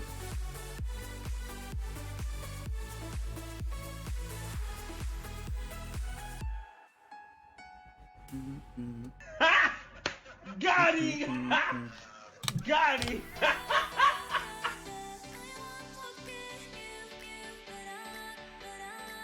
Ooh, with the GBL Sneasel.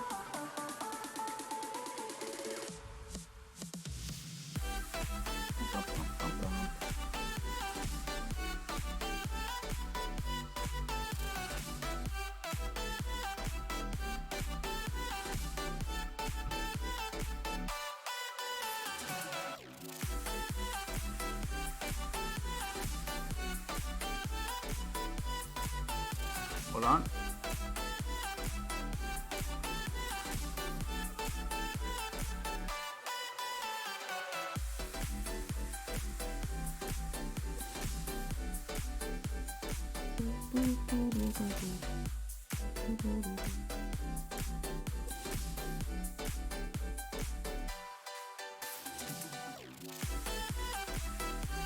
Okay, there we go.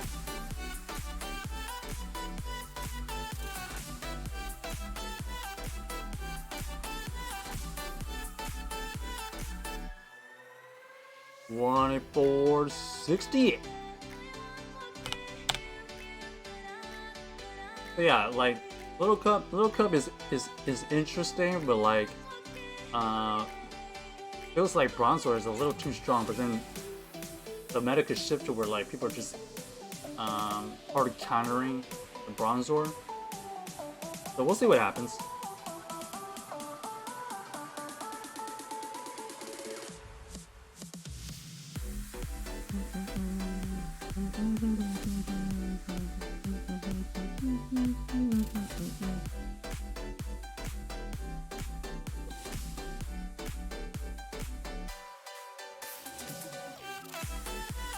Let's go with this same team here. Let's see how we do on this go around.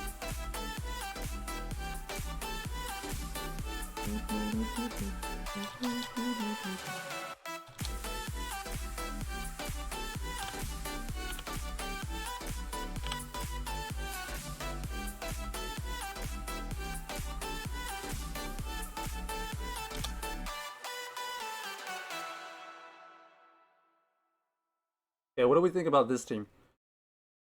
We are kind of like hoping we don't see like a Charmer in the front, right?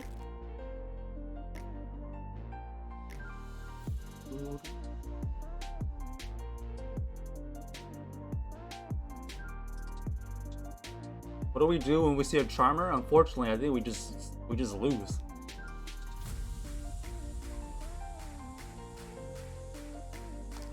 All right. What do we think about this team here? We'll start with Dino because it seems to be a little bit a slightly better lead.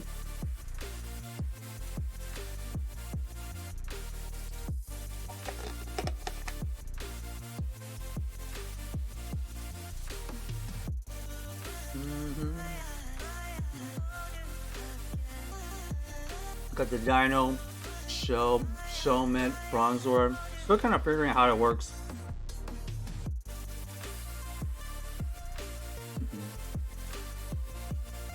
I don't like that we're kind of super weak to Charm, but maybe we'll switch it up in a little bit. I kind of wish we had.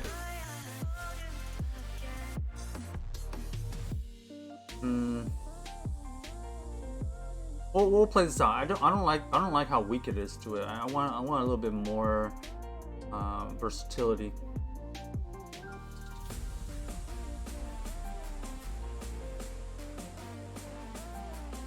But we use Dino so that we can counter the Bronzor, the Bronzors, but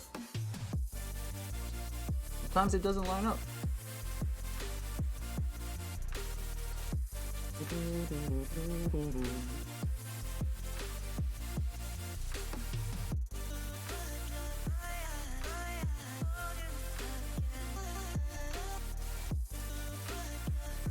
Is anybody running? Oh.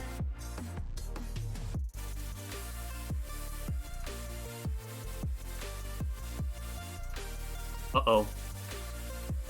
Is there something happening? Why is it all of a sudden like glitching out?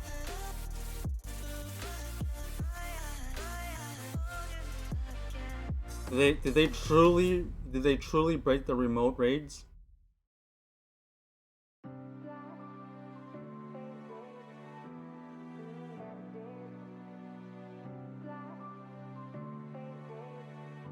PCG spawn if you need it.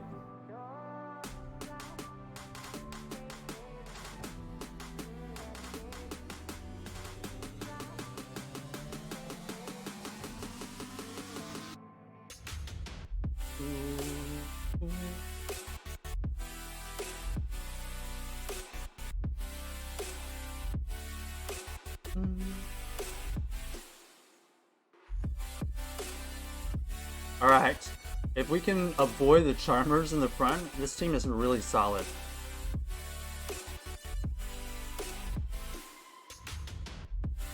So far we've seen... What is happening? Hang on.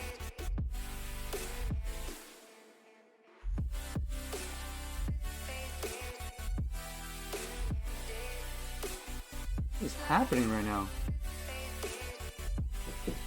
Why isn't it working?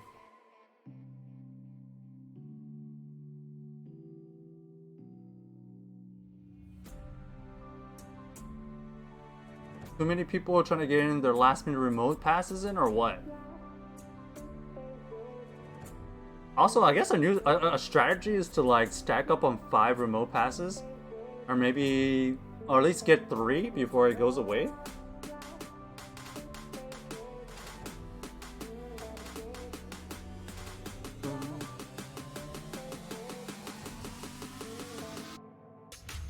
Come on, what is happening? Hey, what's up, Giovanni? We are trying Little Cup. What about you? What are you trying?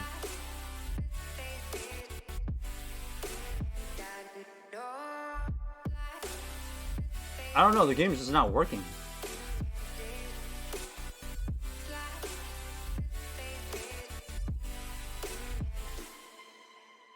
I don't know why.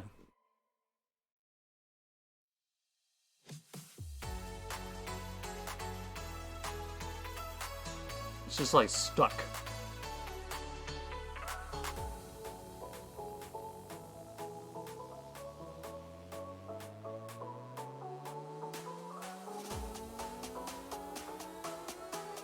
What is going on? Who broke it?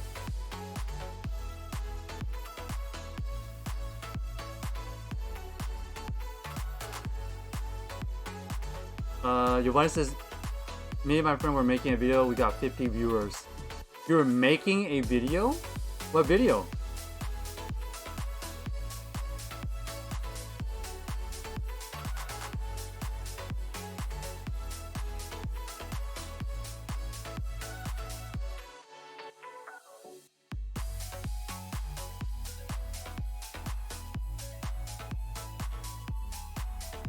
Alright, finally.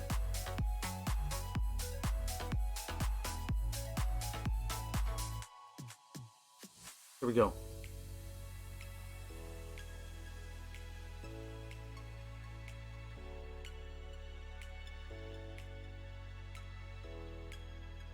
Okay, this is actually a pretty good start for us. We'll go here. Kind of froze me up for a little bit.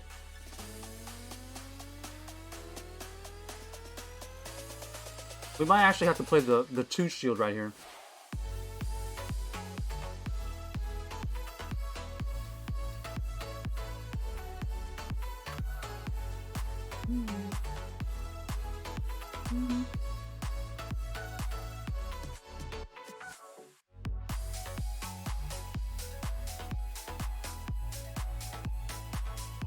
I think I have to play the 2 shield.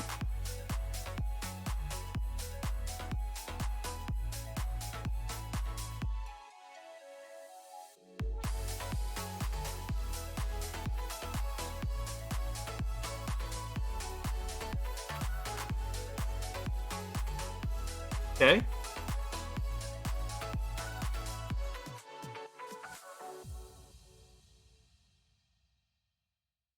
So basically, I kind of hard counter their Bronzor with my Dino here. Ooh, we get the debuff too. They know what I'm coming in with. And then I switch out. Okay, this is actually pretty good. That was huge that we actually double shielded to allow us to get to this. We're gonna throw 1 side shock and then farm down.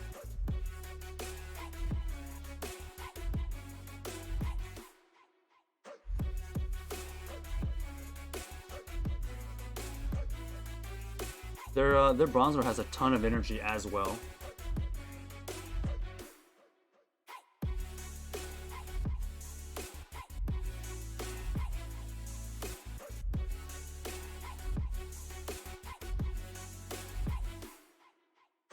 Now the question is, do they win CMP or do I win CMP?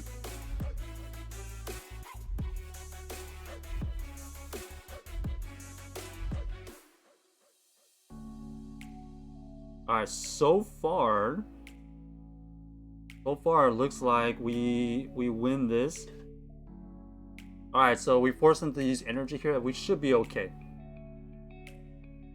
Even if they go payback here, they use this all their energy and then we just switch out and then there's nothing that they could throw at us that's gonna KO.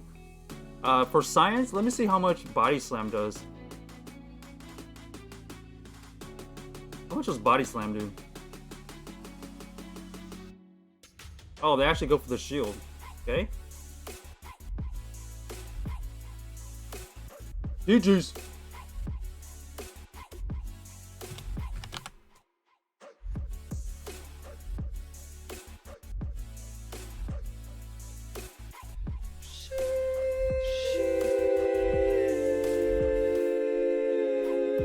What? You said my friend is not me about scary game and other stuff for live stream.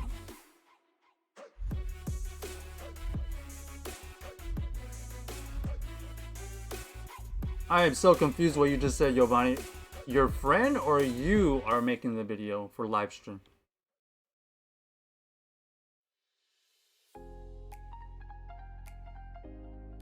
I have no idea what you said. Oh, he is. Oh, okay, cool. It's a scary game.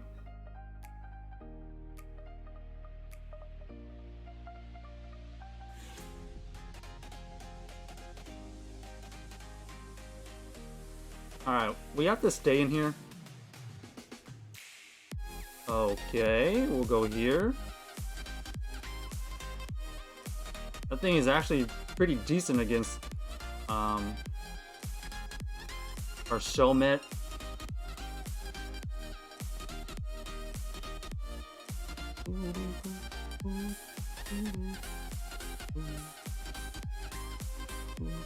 So we don't show the first one because that knife slash could have got boosted.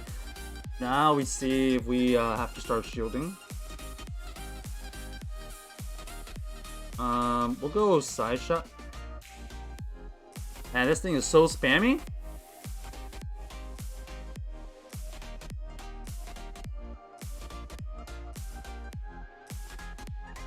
Definitely got to give it to him for being very spammy.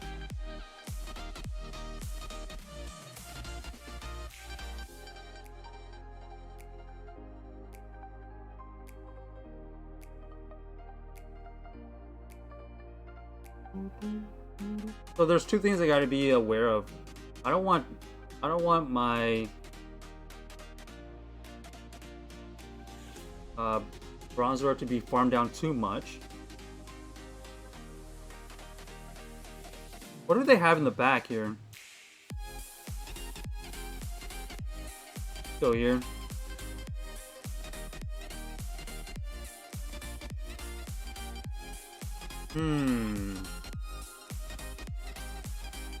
Double weak. They're double weak to fighting. There's gotta be a bronzer in the back, right?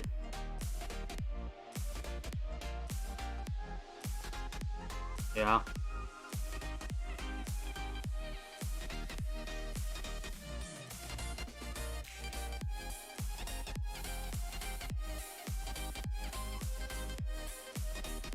I need a debuff.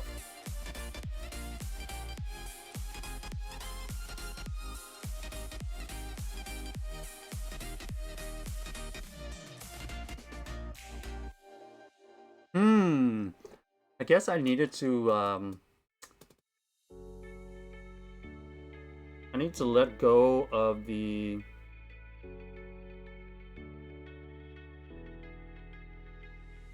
dino.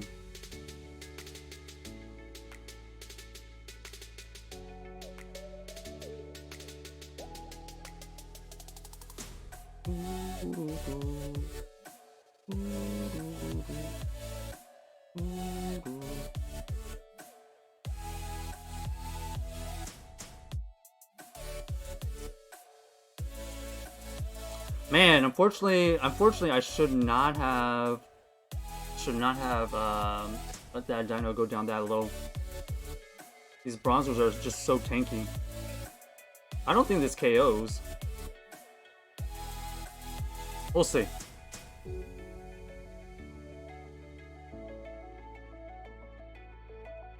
Oh, did they lag?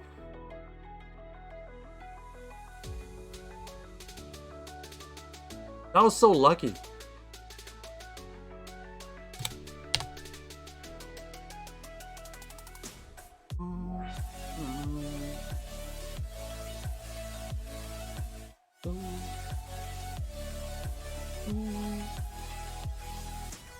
The fast move pressure of my Shelmet and that dino ended up clipping their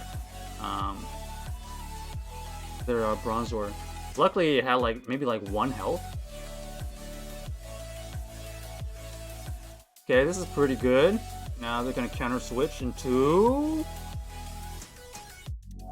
Oh wow!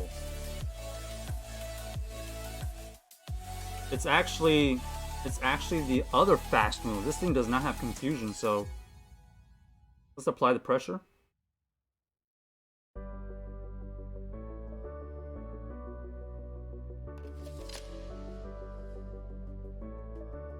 We'll play the 1 shield. If they want to play the 1 shield, we can play the 1 shield.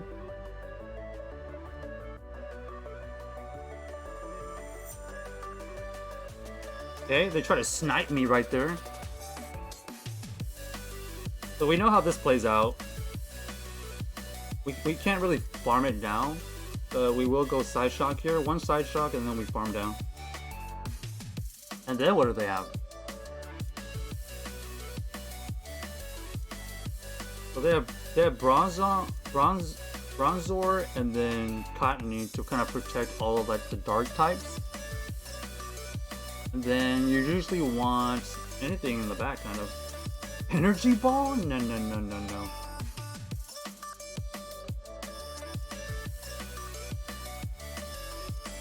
Let's see what they bring in.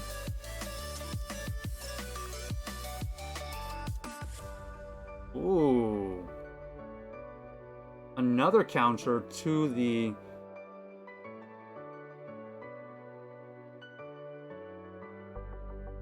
I'm gonna switch out immediately.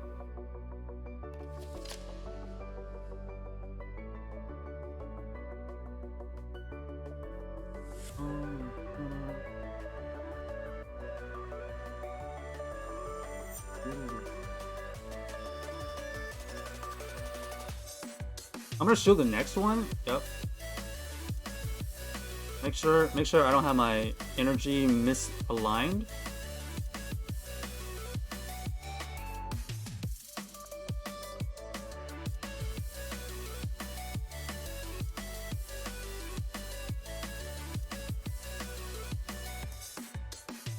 I'm gonna shield here.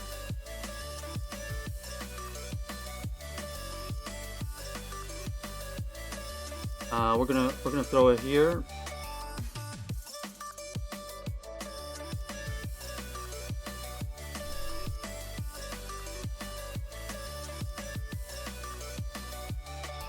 Oh, we try to catch that right there.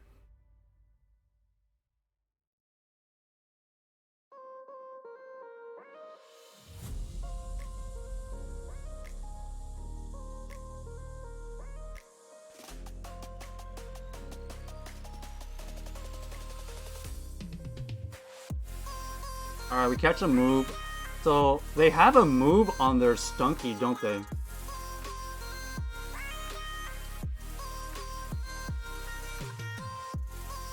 If this isn't KO, we lose.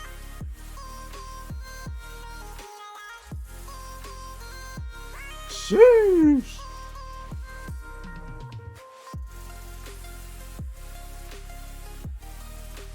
That was a crazy interesting team, mainly because they were running very non-traditional moves.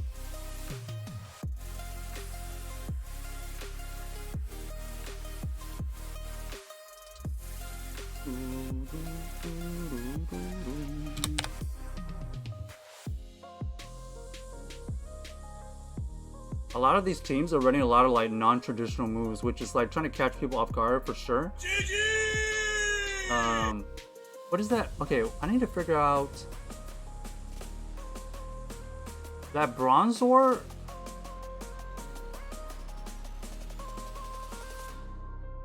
The Bronzor can know confusion or tackle. Wow.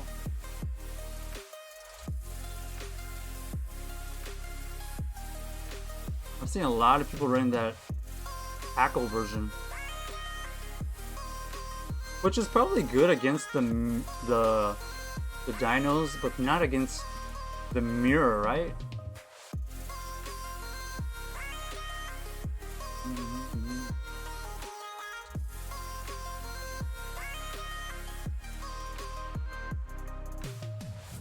I mean, the team is pretty balanced. It's just like a lot of people are running some funky stuff right now.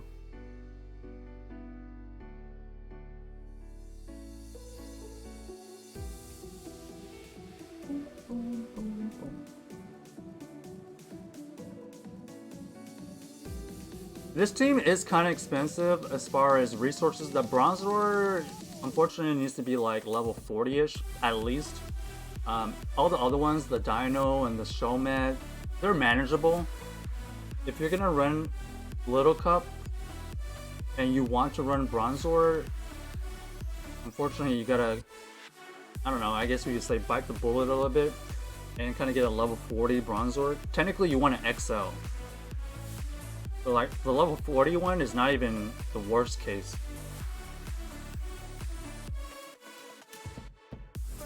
What is happening right now? Are we just not seeing any players, or is there something wrong with the GBL?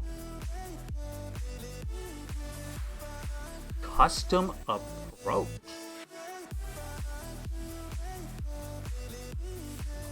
Terrible lead.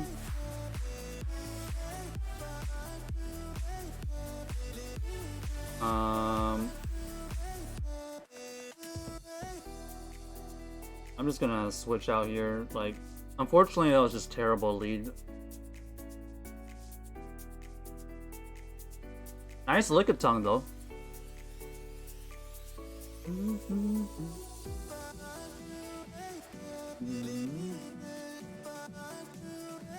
Unfortunately, this is a probably a no-win here. This is your classic normal charm core. Actually, maybe if I shield, I can farm down. Shield, farm down, I have some play against their Cottony.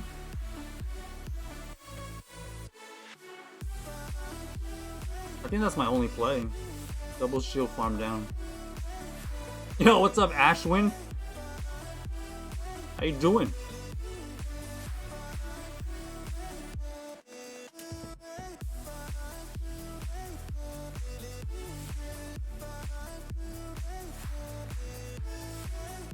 Try to get a shield here. No shield. This is probably GG's because they know their yeah, they know the backline is probably pretty good. All right, we're just gonna let this go.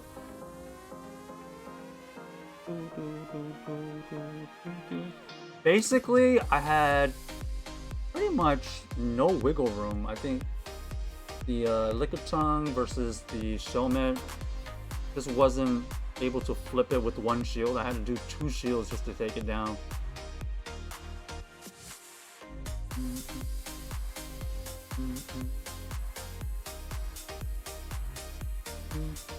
They had, what is it?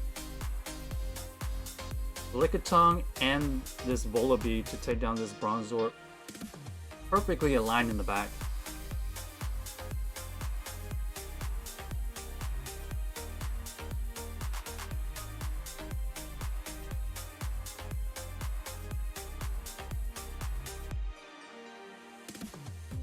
Ashwin, you run any games today?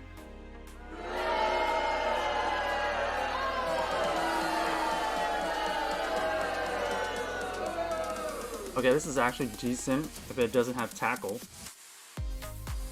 Let's see. Okay.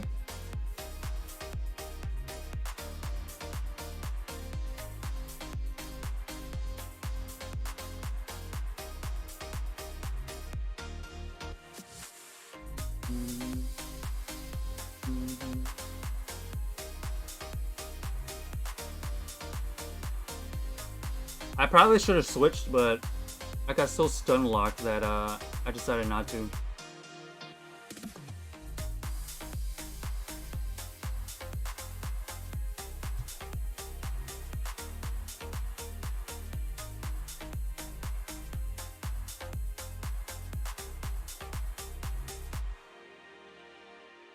Wow, I haven't seen this kind of team ever. A Pawniard as a little cup. This thing is really rare.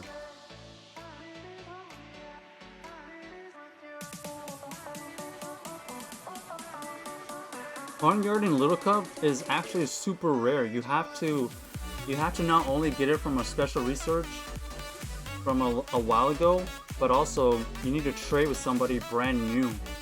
This thing is not easy to find.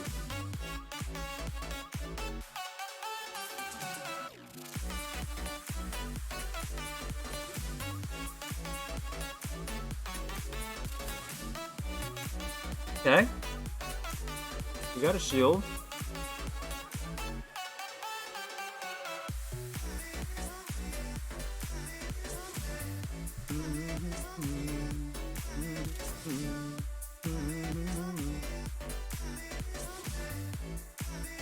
Alright, we know they have that Bronzor, right? But I have a shield.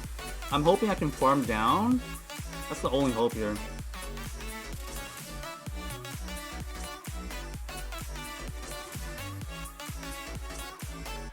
We'll let this Night Slash go.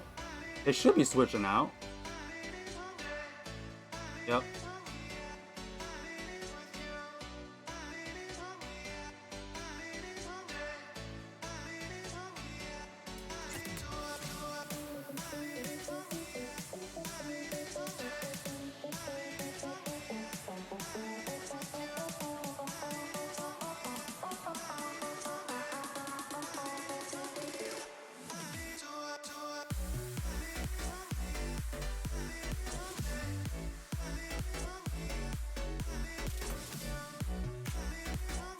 Okay, I gotta try to catch the next move. I think that's the game. The game's gonna come down to, can I catch this next move?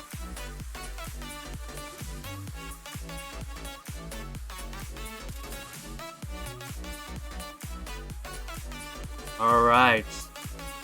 We caught something.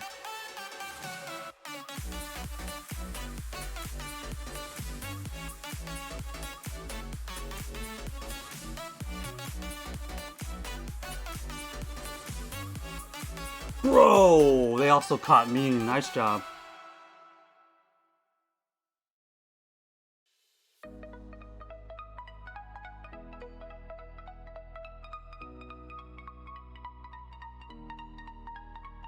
I don't think this one payback doesn't KO.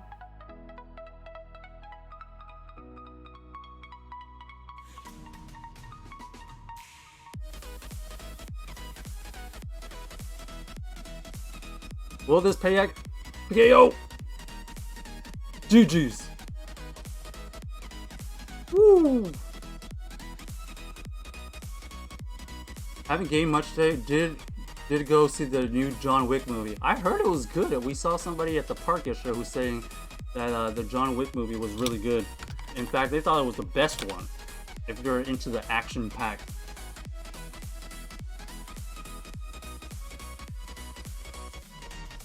What did you think about it? Was it the best John Wick movie of all time? Even though it was the 4th version. Usually the sequels aren't that good, right?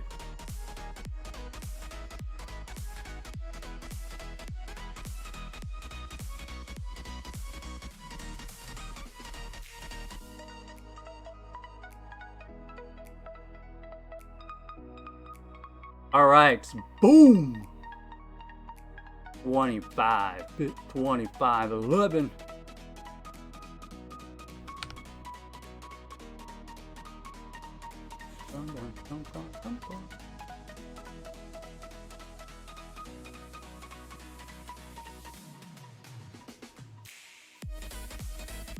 Your ranking of Wick movies are 1, 4, 3, and 2. Wow, you've seen all 4 as well.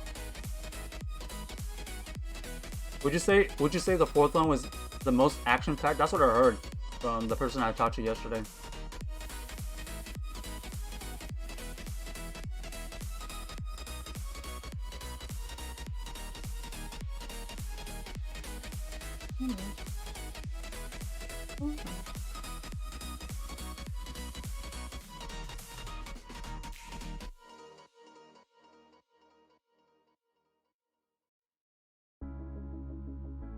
Giovanni says you forgot you have 59 rare candies? How did you forget? You don't use your rare candies much?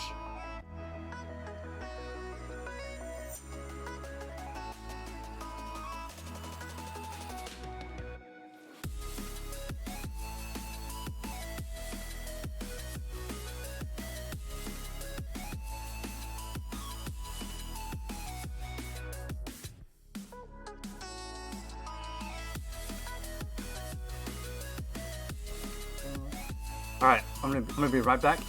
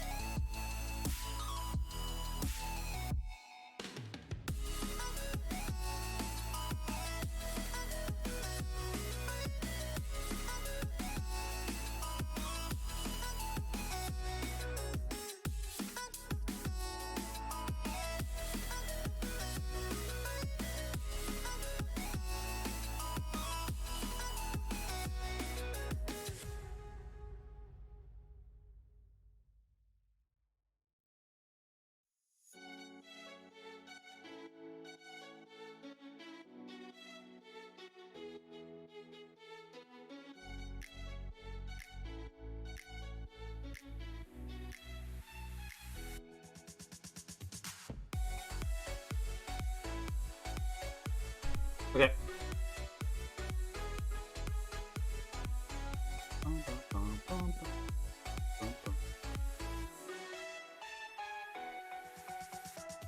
We'll do one more set of this.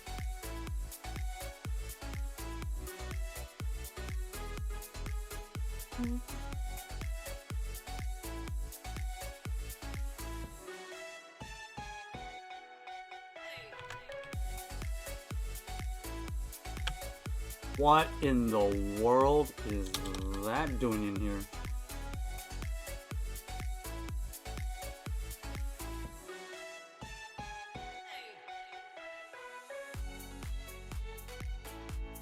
Very interesting that this fairy type has a super effective move against the Bronzor here.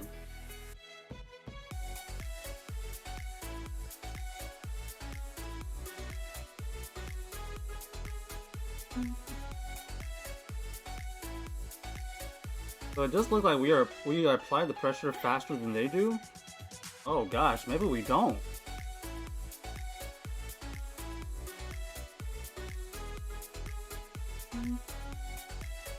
What a move! This is like the tricky stuff that, you know, nobody's really familiar with. Okay, we do maintain alignment.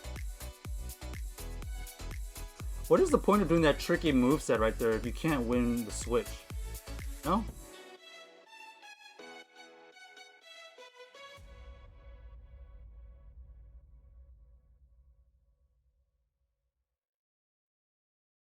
Okay, well, it looks like they have a triple counter to that Bronzor.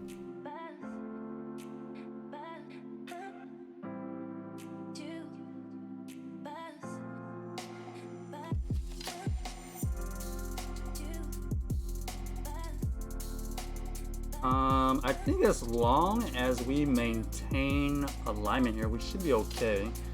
They just had a really tricky team here.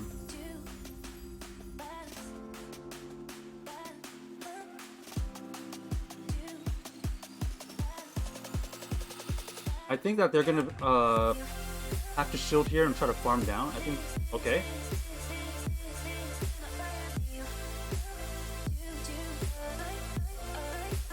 I think they're just giving up.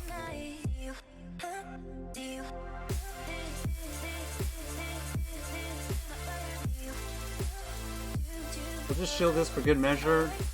Probably have body slam, some kind of dark move, right? And then we should have 2 body slam here for the GGs.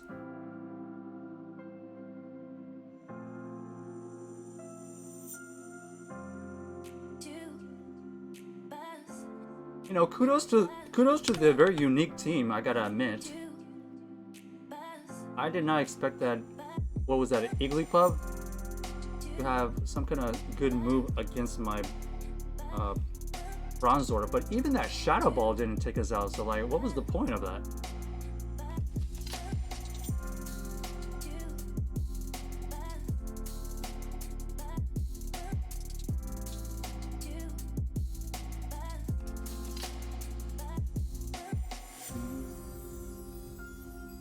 I think as long as we don't have a fairy type in the front here, we're generally okay. I think with Cottony, it's still okay. I'm thinking of switching out if I see Cottony in the front.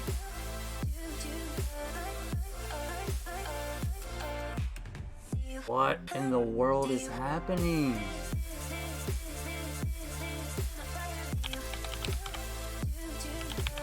Why are we just not seeing anything anymore?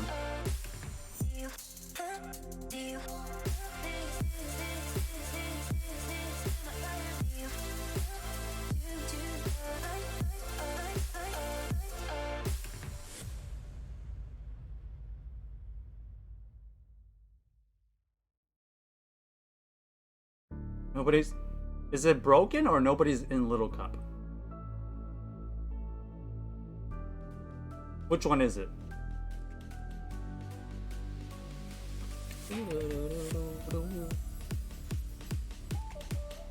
Everyone should be able to get a dino. Everybody should be able to get a shell med if you were trying to do Little Cup. Now, the thing you gotta decide is Little Cup worth it because it's only 1 week. The good news about the dino is like it has maybe some play in Great League, so you actually want to build a dino for potential Great League. Okay, nice little mirror match.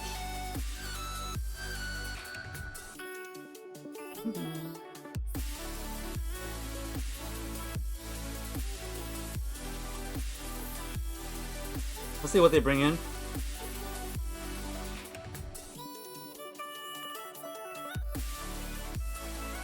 We'll get big damage here or some kind of shield. Very nice. And then go in Bronze Warrior. Okay, and then we switch out. Because we know that this showman is absolutely useless.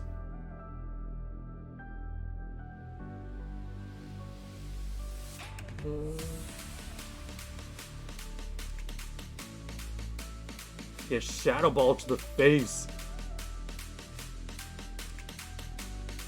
This is not good for our backline because now they're gonna have the ability to debuff us.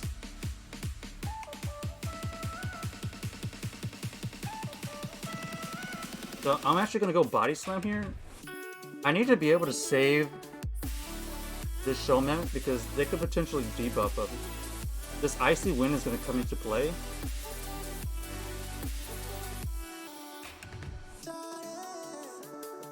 So I shield here so I can save the showman, right? So that I can switch out eventually.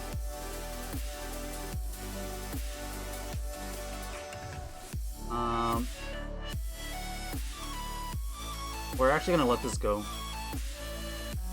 Okay, they go Icy Wind bait. And I think that was the play of the game because they should have won Shadow Ball.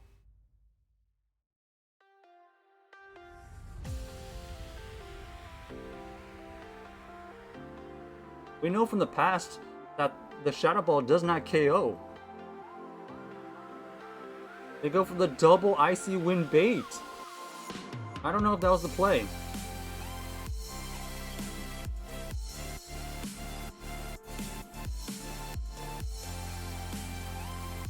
I don't know if that was the play.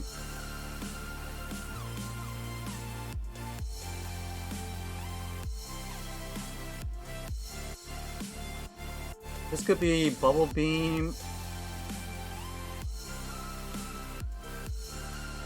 There it is.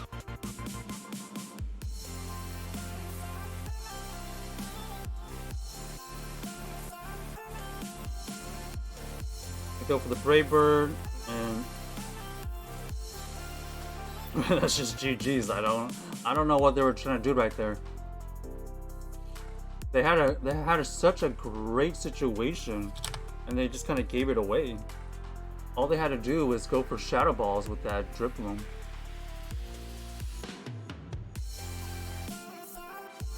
Because the only reason we decided to shield and preserve that showman right there is because we wanted an opportunity to switch out and get that debuff out of the way. Okay, this is terrible. Okay. Not as bad because we actually got... Wait.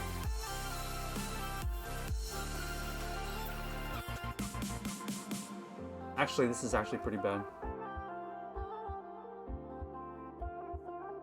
These licks are going crazy on us. Okay, expecting Icy Wind here. But look how tanky this thing is. We'll see if it's going to have the ability to steal a shield. The whole goal of this Bronzor right now is just to take a shield because... okay. Do we ever shield here?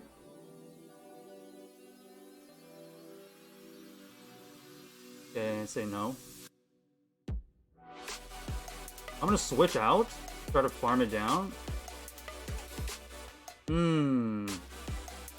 So So they're gonna get that icy wind on off. It's okay.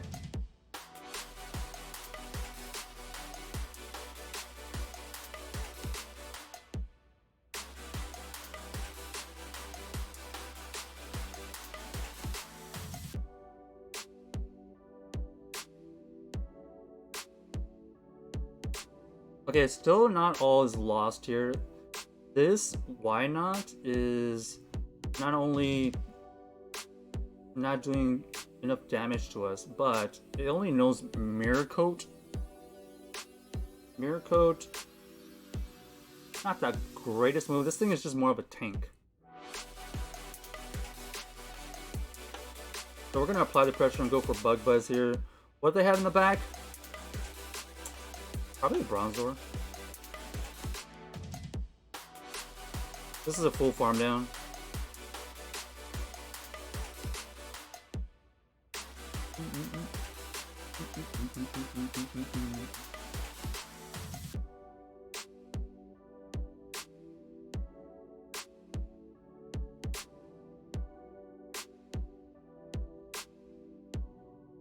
They're waiting the time.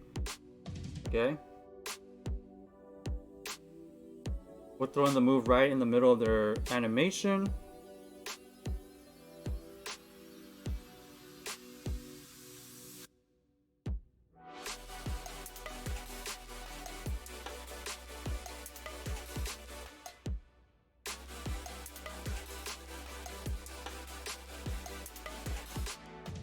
Okay.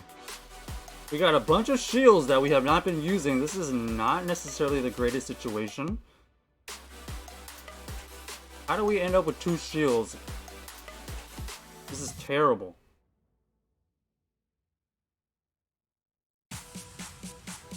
They're just gonna farm us down. Gosh. Why didn't we use any of our shields? What are we doing? That was so winnable if we just used our shields correctly. What happened there? So they had, oh yeah, it was that seal that was doing all that damage. That seal is always weird to shield. It's always weird to shield an icy wind. But we definitely should have shielded either the icy wind on our dino or one of their mirror coats from the why not.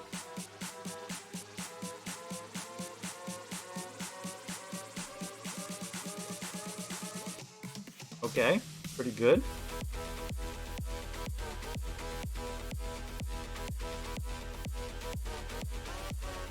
I always wish to just get this out of the way, but maybe it wasn't the right switch.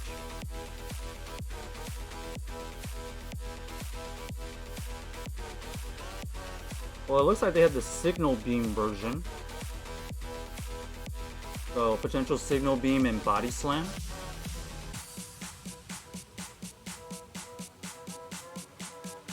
But I'm not going to shield because I don't want to get baited. And I think I can either just take it down with the confusions here, or just basically by sheer bulk.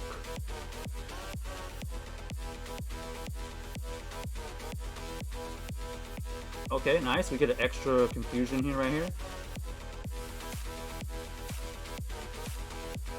Okay.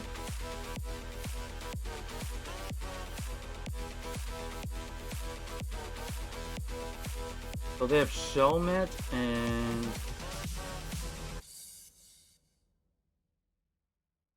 Brawn. Maybe they have a Dino as well. But why wouldn't they bring in Dino versus a Bronzor or Bronzor? Oh no! Unless they have a Charmer. Okay, they don't have a Charmer. I think we basically just go Dino right here.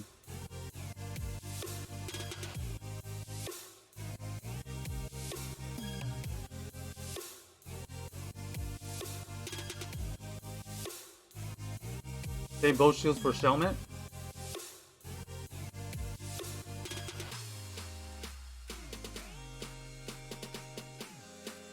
We should be okay.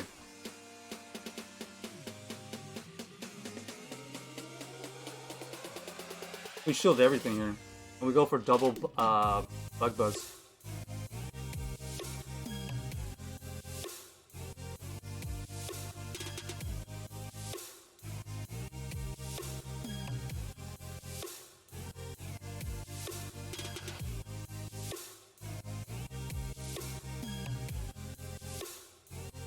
They don't show the first one, which is interesting.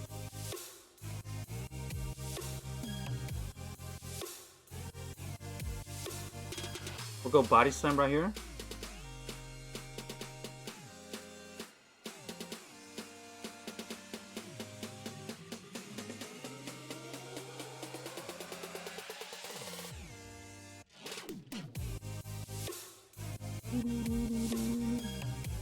Alright, probably didn't need to go an extra move right there, but we'll have body slam. GG's.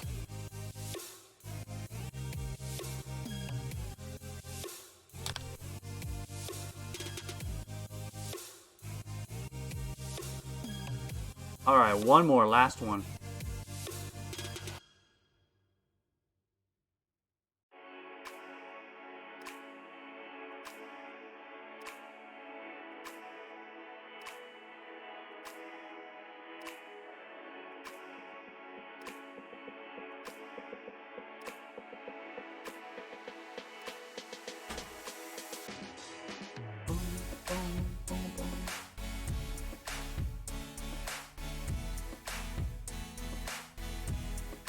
Okay, terrible.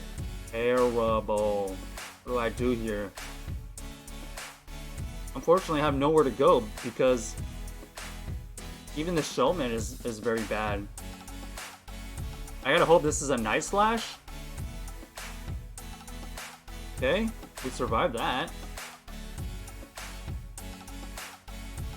You know what? Not bad.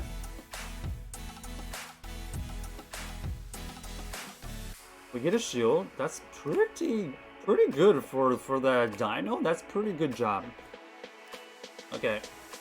Now we go in our Bronzor. We're gonna tank a bunch of Night Slashes here.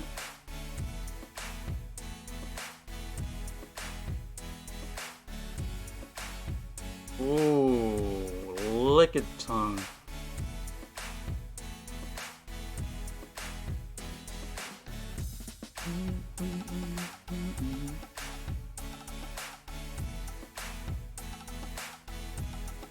Let's see if they want to invest their last shield on this Bug Buzz right here. This is going to do huge damage, or they get a shield. But we're going to apply the pressure. Okay, big damage. Let's see if we reach the body slam before them. Okay, we don't reach the body slam. Alright, let's shield.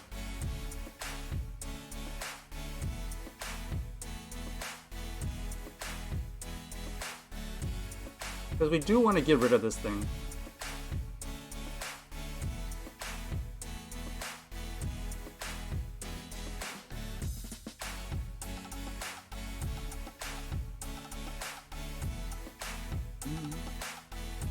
Man, this is gonna be tough. This is purple good against Bronzor.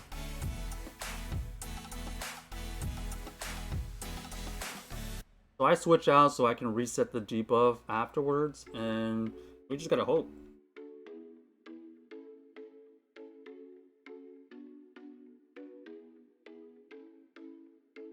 So this is for sure gonna be Icy Wind, and they still have a move on their Alolan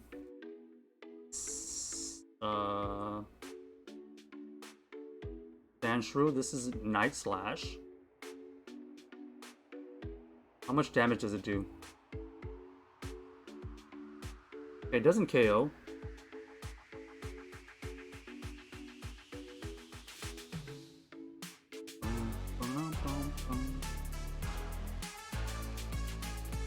Are we able to farm down?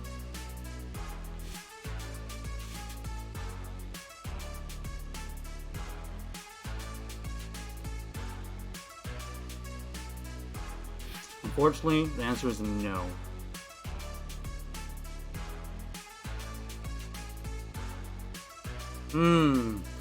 Can't beat that team triple good against the bronzer right there.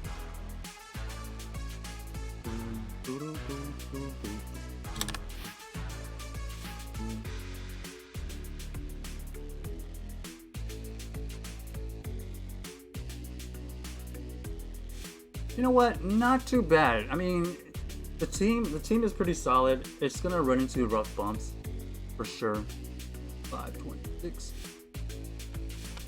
You know, it's gonna have those games where it's just not a good matchup. Everybody's aware of Bronzor, but if you run into like Fairy or Ice types in the front, unfortunately, that's kind of a core breaker.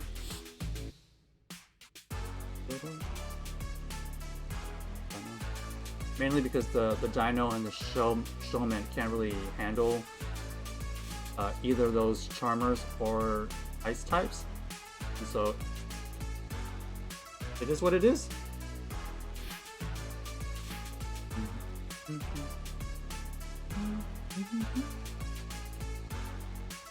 Do we dare change up the lineup? Do we dare change up? Let me see. Maybe instead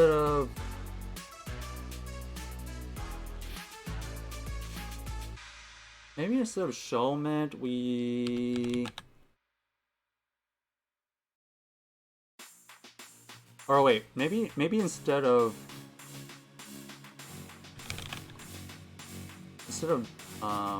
Dino, we use something else.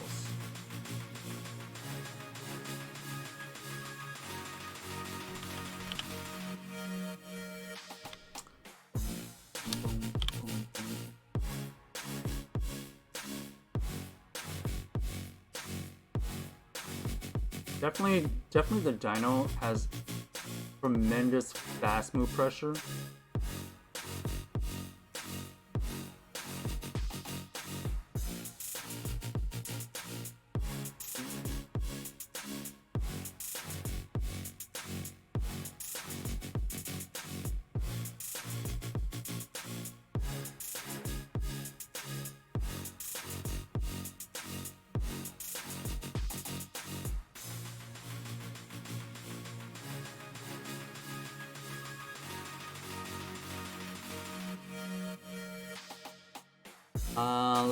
Let's change it to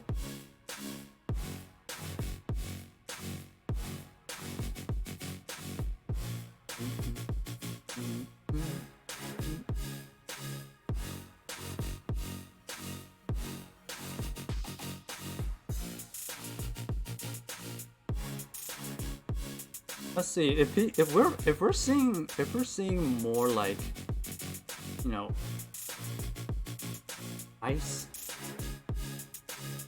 We could always lean towards like Ducklet.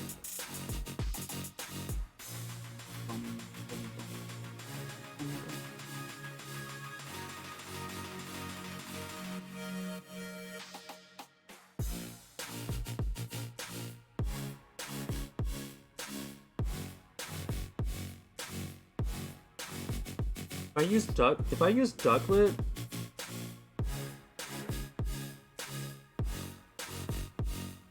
the only problem with Ducklet is I don't have like a hard counter to like the Bronzor situation.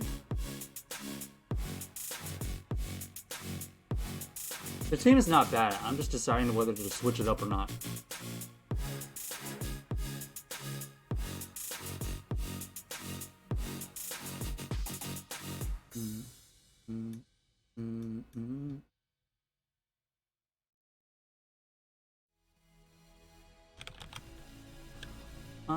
Let me just look around here for a second.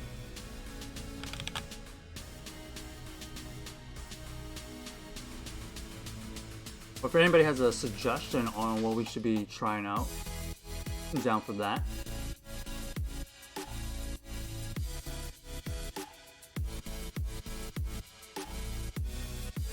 What about a Duperter?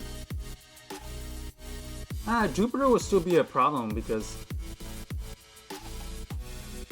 the same situation of Shellmet, it's almost the same typing, maybe a bit bulkier.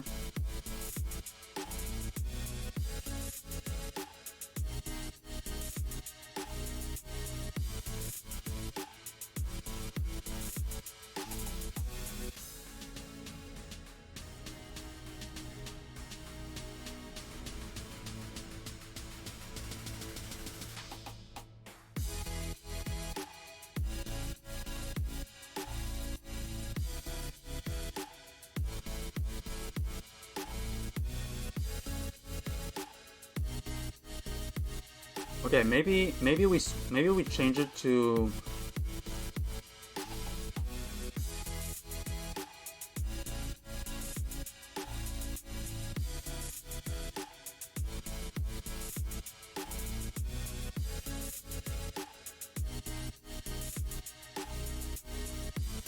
Do I have a ducklet? I'm down for a ducklet. Oh.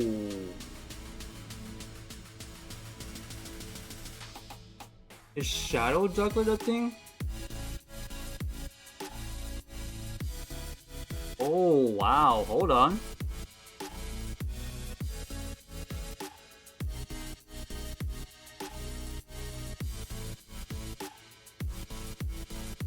Do I dare purify this ducklet?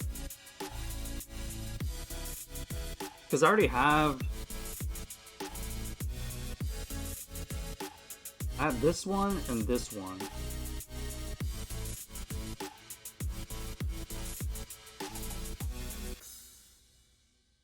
We could just purify it.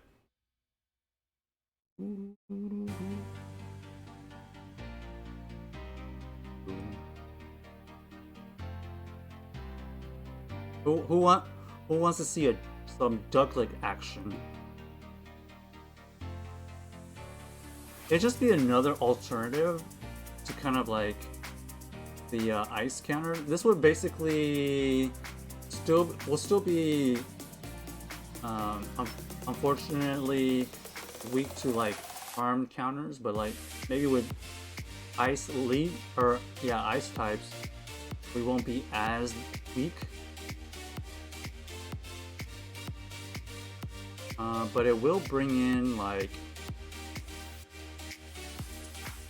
more bronzor issues.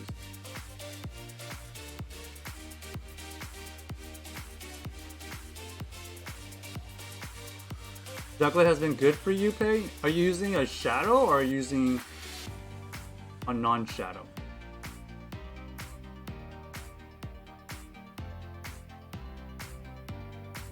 Ducklet? I can see us using Ducklet. Might as well.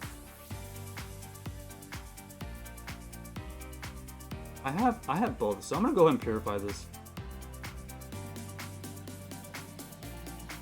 Hopefully it doesn't purify to above 500.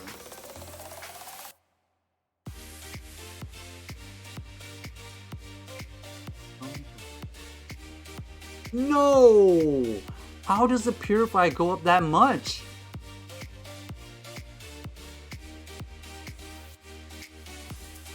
Are you kidding me?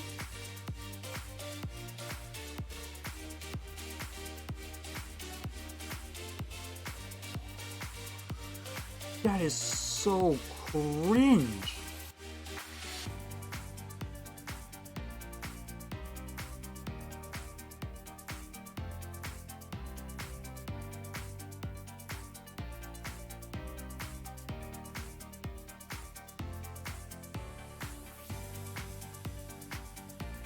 It went from like 100 CP up to 532.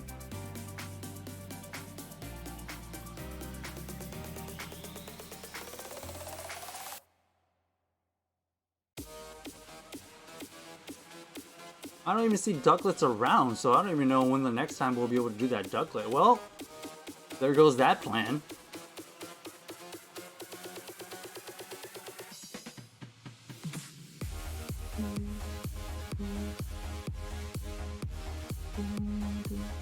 I would say the regular one is slightly better for just the slight bulk, but they both seem really fragile.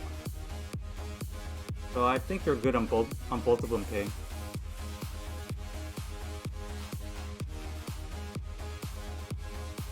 Okay, well, we'll have to get a ducklet another way. Unfortunately, we don't have ducklet today.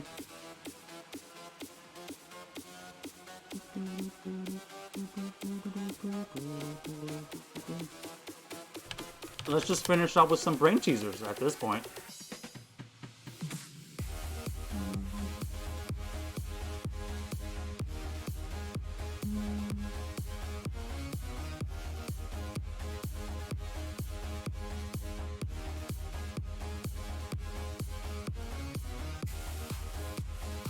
Alright, give us a good song. We'll put 1 minute on the clock. 1 minute to win it here.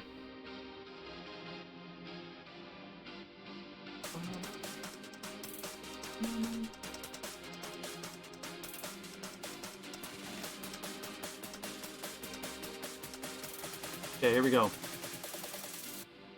Go! Oh, wait a second. Let's run that back. Run that back. Sorry.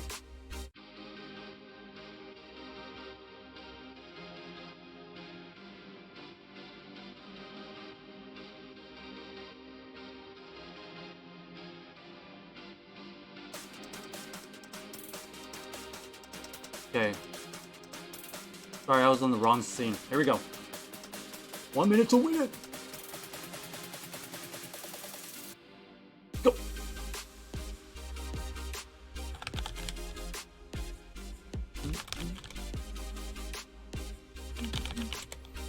Ooh. I was gonna say ready, but there's no why.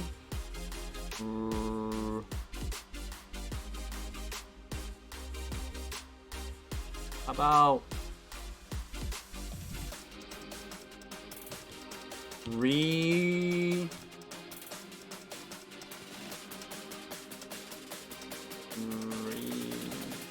I'll just put this just for some hints.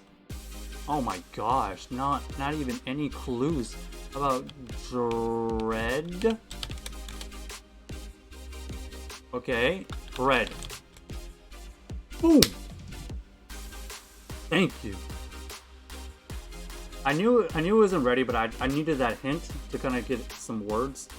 And then that led me to dread and then bread.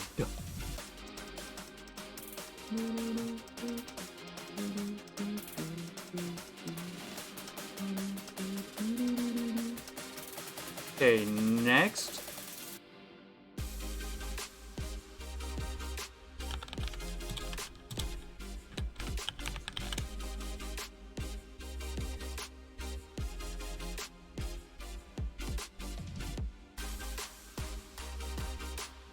We'll go over here. All right.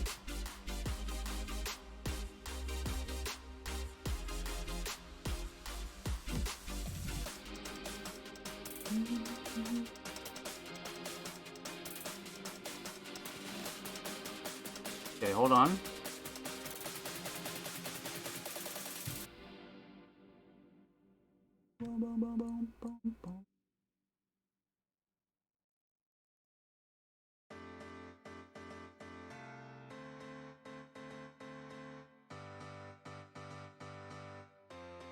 This one we get 5 minutes.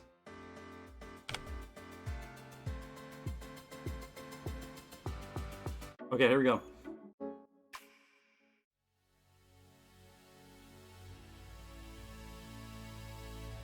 On the beat drop.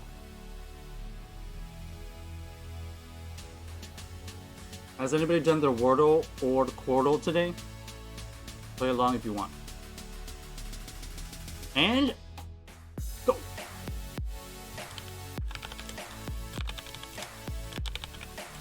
Top left, we got a line. Alien? Nope. Ooh. I could have guessed alive, but there's no E.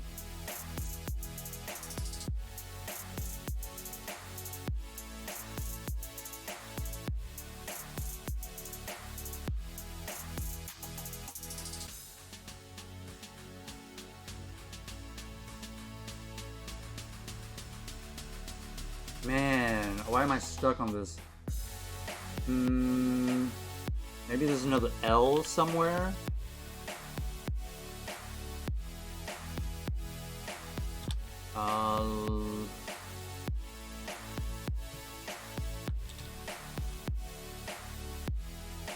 What could this be?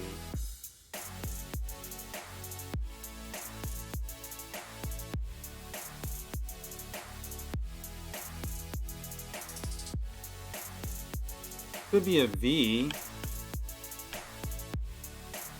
A Liba?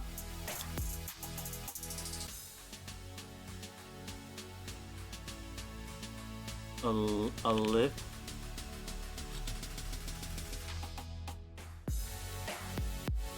Oh man. There's definitely no Q. I don't see a W being a thing.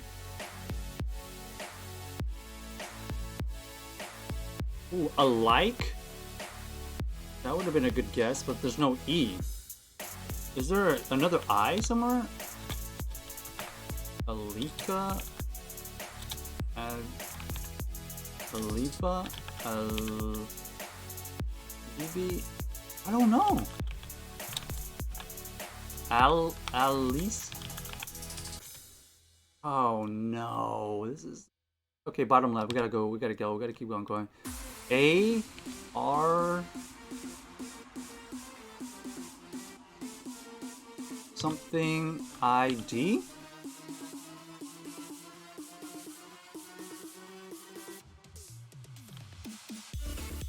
A raid? Afraid.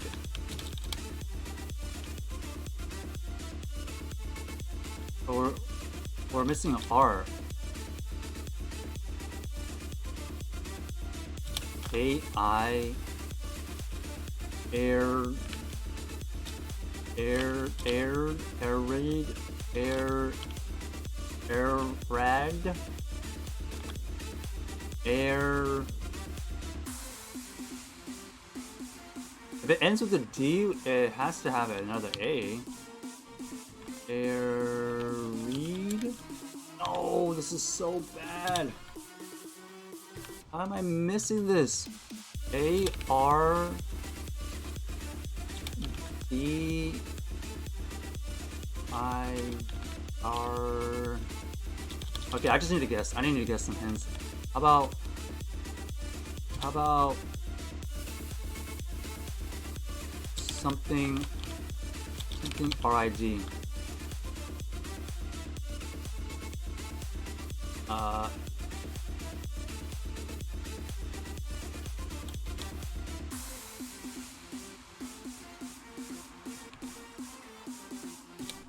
I don't see a word that has these letters. This is the problem. Alibi is really good.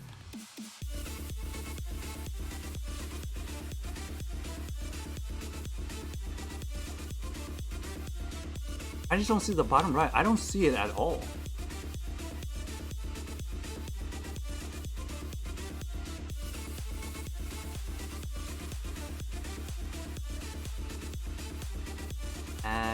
Advid.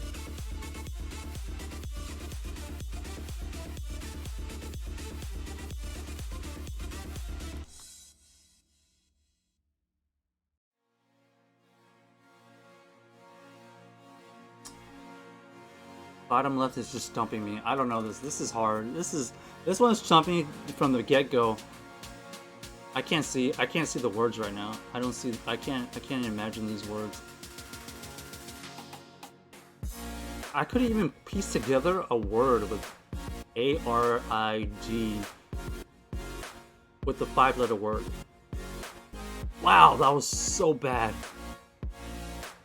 Alibi, I could have eventually gotten I think with the if I went back to it eventually, but like I can't even see the bottom left. Like you can't even give me a word to give them a possible hint. And then all the other words didn't give me any help. You give me 3 letters, only one is matching. I just total guess in the dark here. Okay, I'll try. Obviously we lost. We didn't beat the time, but let's see if we can still win. We have 4 guesses to get 3 words. Not a lot of hints. On the top right, it ends with the H. Oh, it's reach. Top right is reach, which gives us a hint on the bottom left that there's a C, so we have all the letters.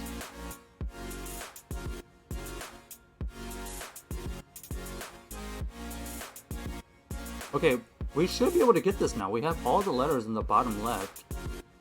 There's a A.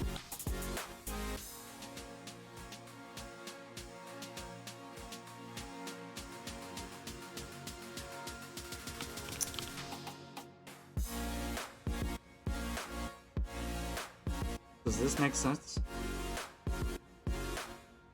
Arc.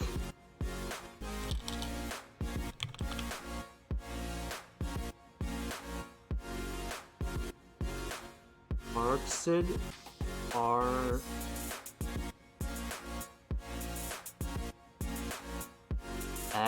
Adric. No, there's no D in the second. So D.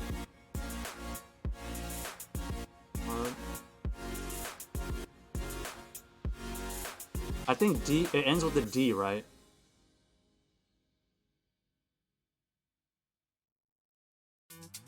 So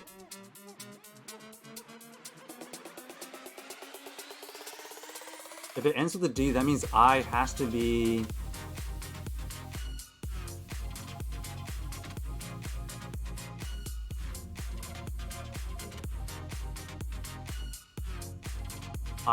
in the 4th column, which means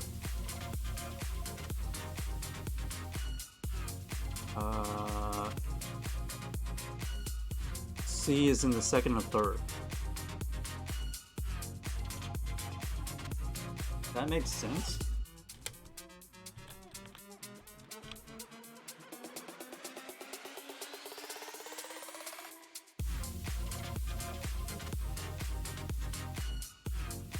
Because usually the vowels are spread out, right? You don't put the vowels in the first 2 spots and have like that, right? That doesn't make any sense. So if we know I is not in the 2nd or 3rd column, and it has to be 4th or 5th. But does the word end in an I? It could.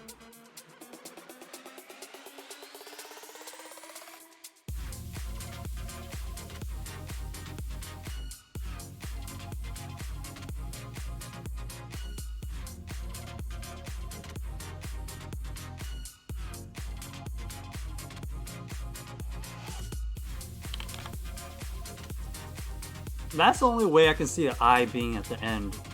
It paired with the R, but we know there's no R in the 4th column or C. But once again, I feel like the I is in the 4th column. It's spaced out enough. So something like this. And then we know D is not in the 2nd column, so it has to be the 3rd or last.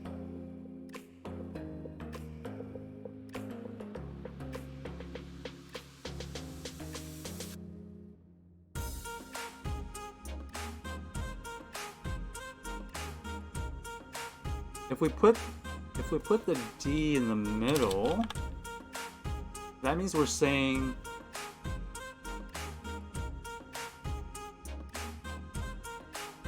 the R is in the 2nd column, because putting a C there doesn't make any sense, right?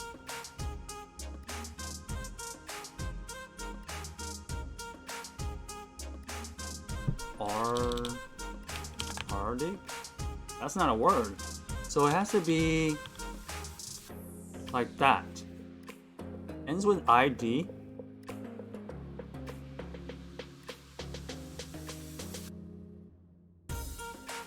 It's CD or RC. Or it's CR or RC, right? Also PCG spawn.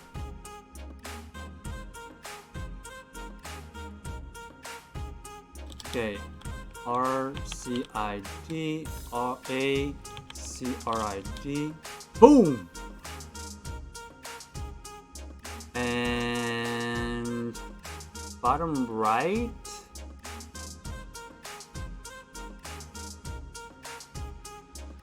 Okay, bottom right, we have 3 letters and a U. So we have something, something, AR, and then something. Where does that U go?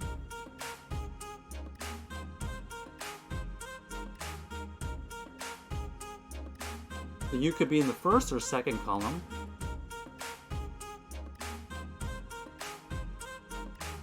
More likely in the second column.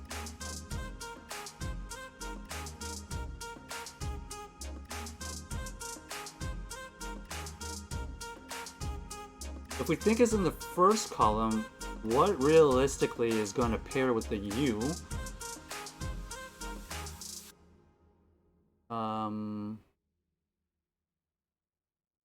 Only another R. U-R, A-R.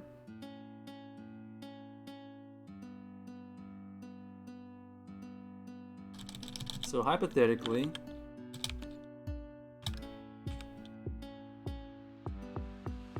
something like that, if we think U is in the front. I don't see any other letters that can pair with the U.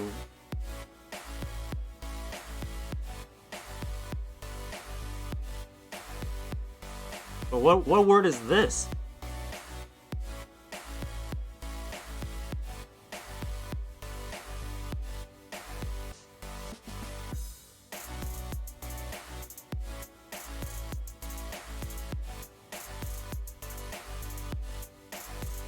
I don't see how this is a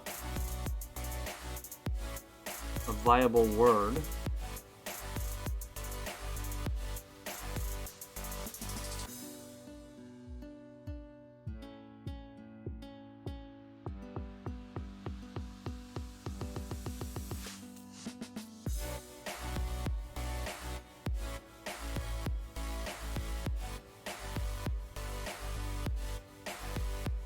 Okay, so I think it's definitely something like this.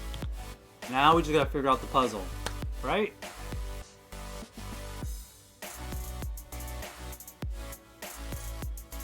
What are the missing letters?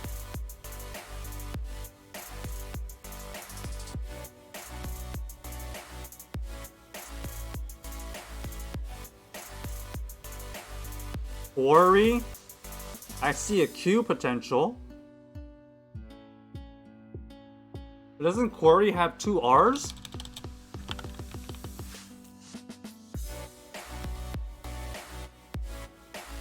Or oh no, I was gonna say quartz?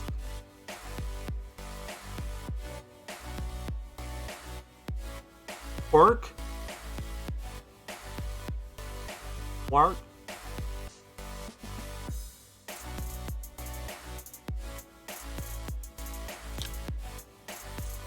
Wars. Quark? Is that a word?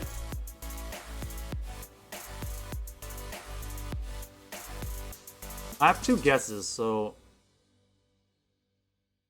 technically I could just guess. Alright, let's try it. Oh!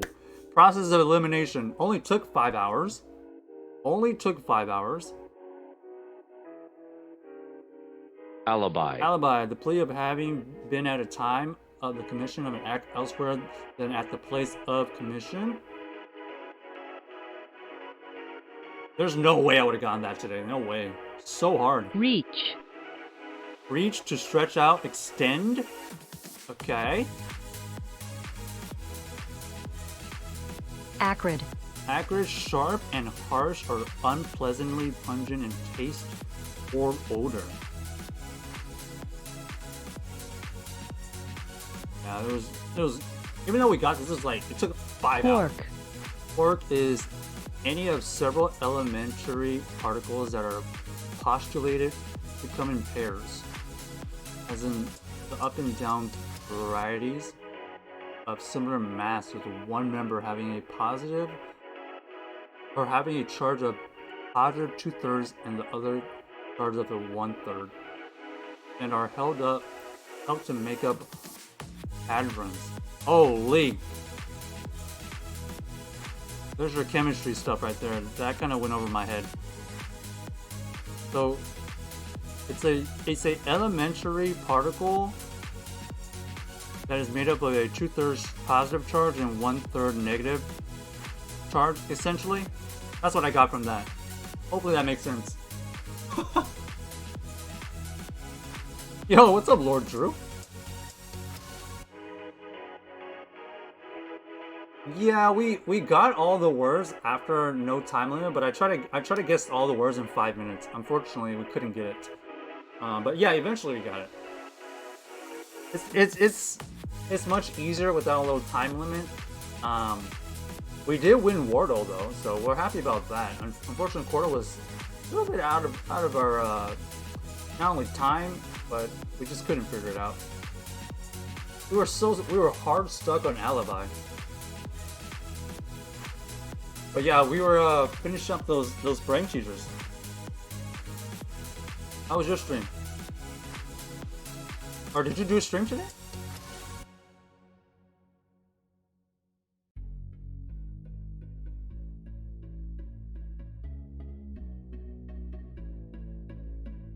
This is the team we actually ran today. We actually tried the Little Cup for a couple sets. It was okay. But I can tell people are really trying to focus on countering Bronzor, so I don't know if there's anything else I could do, because Open Master League is just kind of out of reach right now.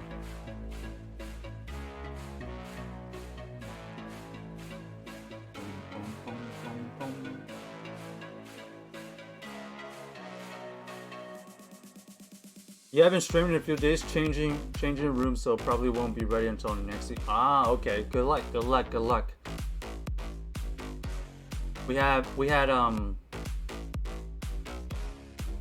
what's it called? We had some of the remote raid news, and then we just did our GBO, and then we finished with our brain teaser. So that is all we have for today. I appreciate everybody hanging out. If you're interested, there's the Discord to meet more of the community and for any updates. There's the YouTube for all the news and stream highlights. Do we have any suggestions on who to raid?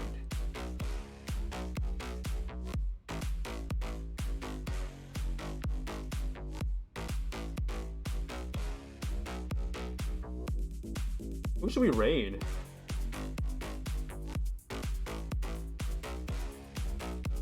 Yeah, no problem, Lord Drew. Hope to see you stream it again.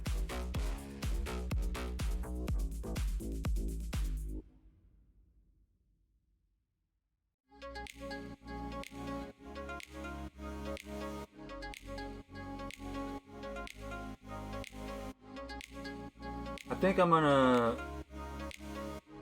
change the music here and then switch it over.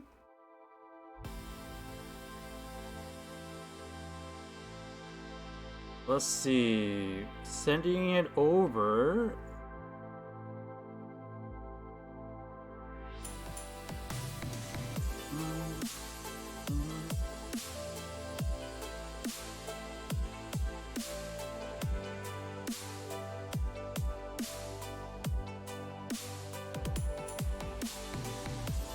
Oh, this person was actually running the team that I was trying to get, but unfortunately my chocolate was not low enough. That is funny. Let's send it over to our brownies.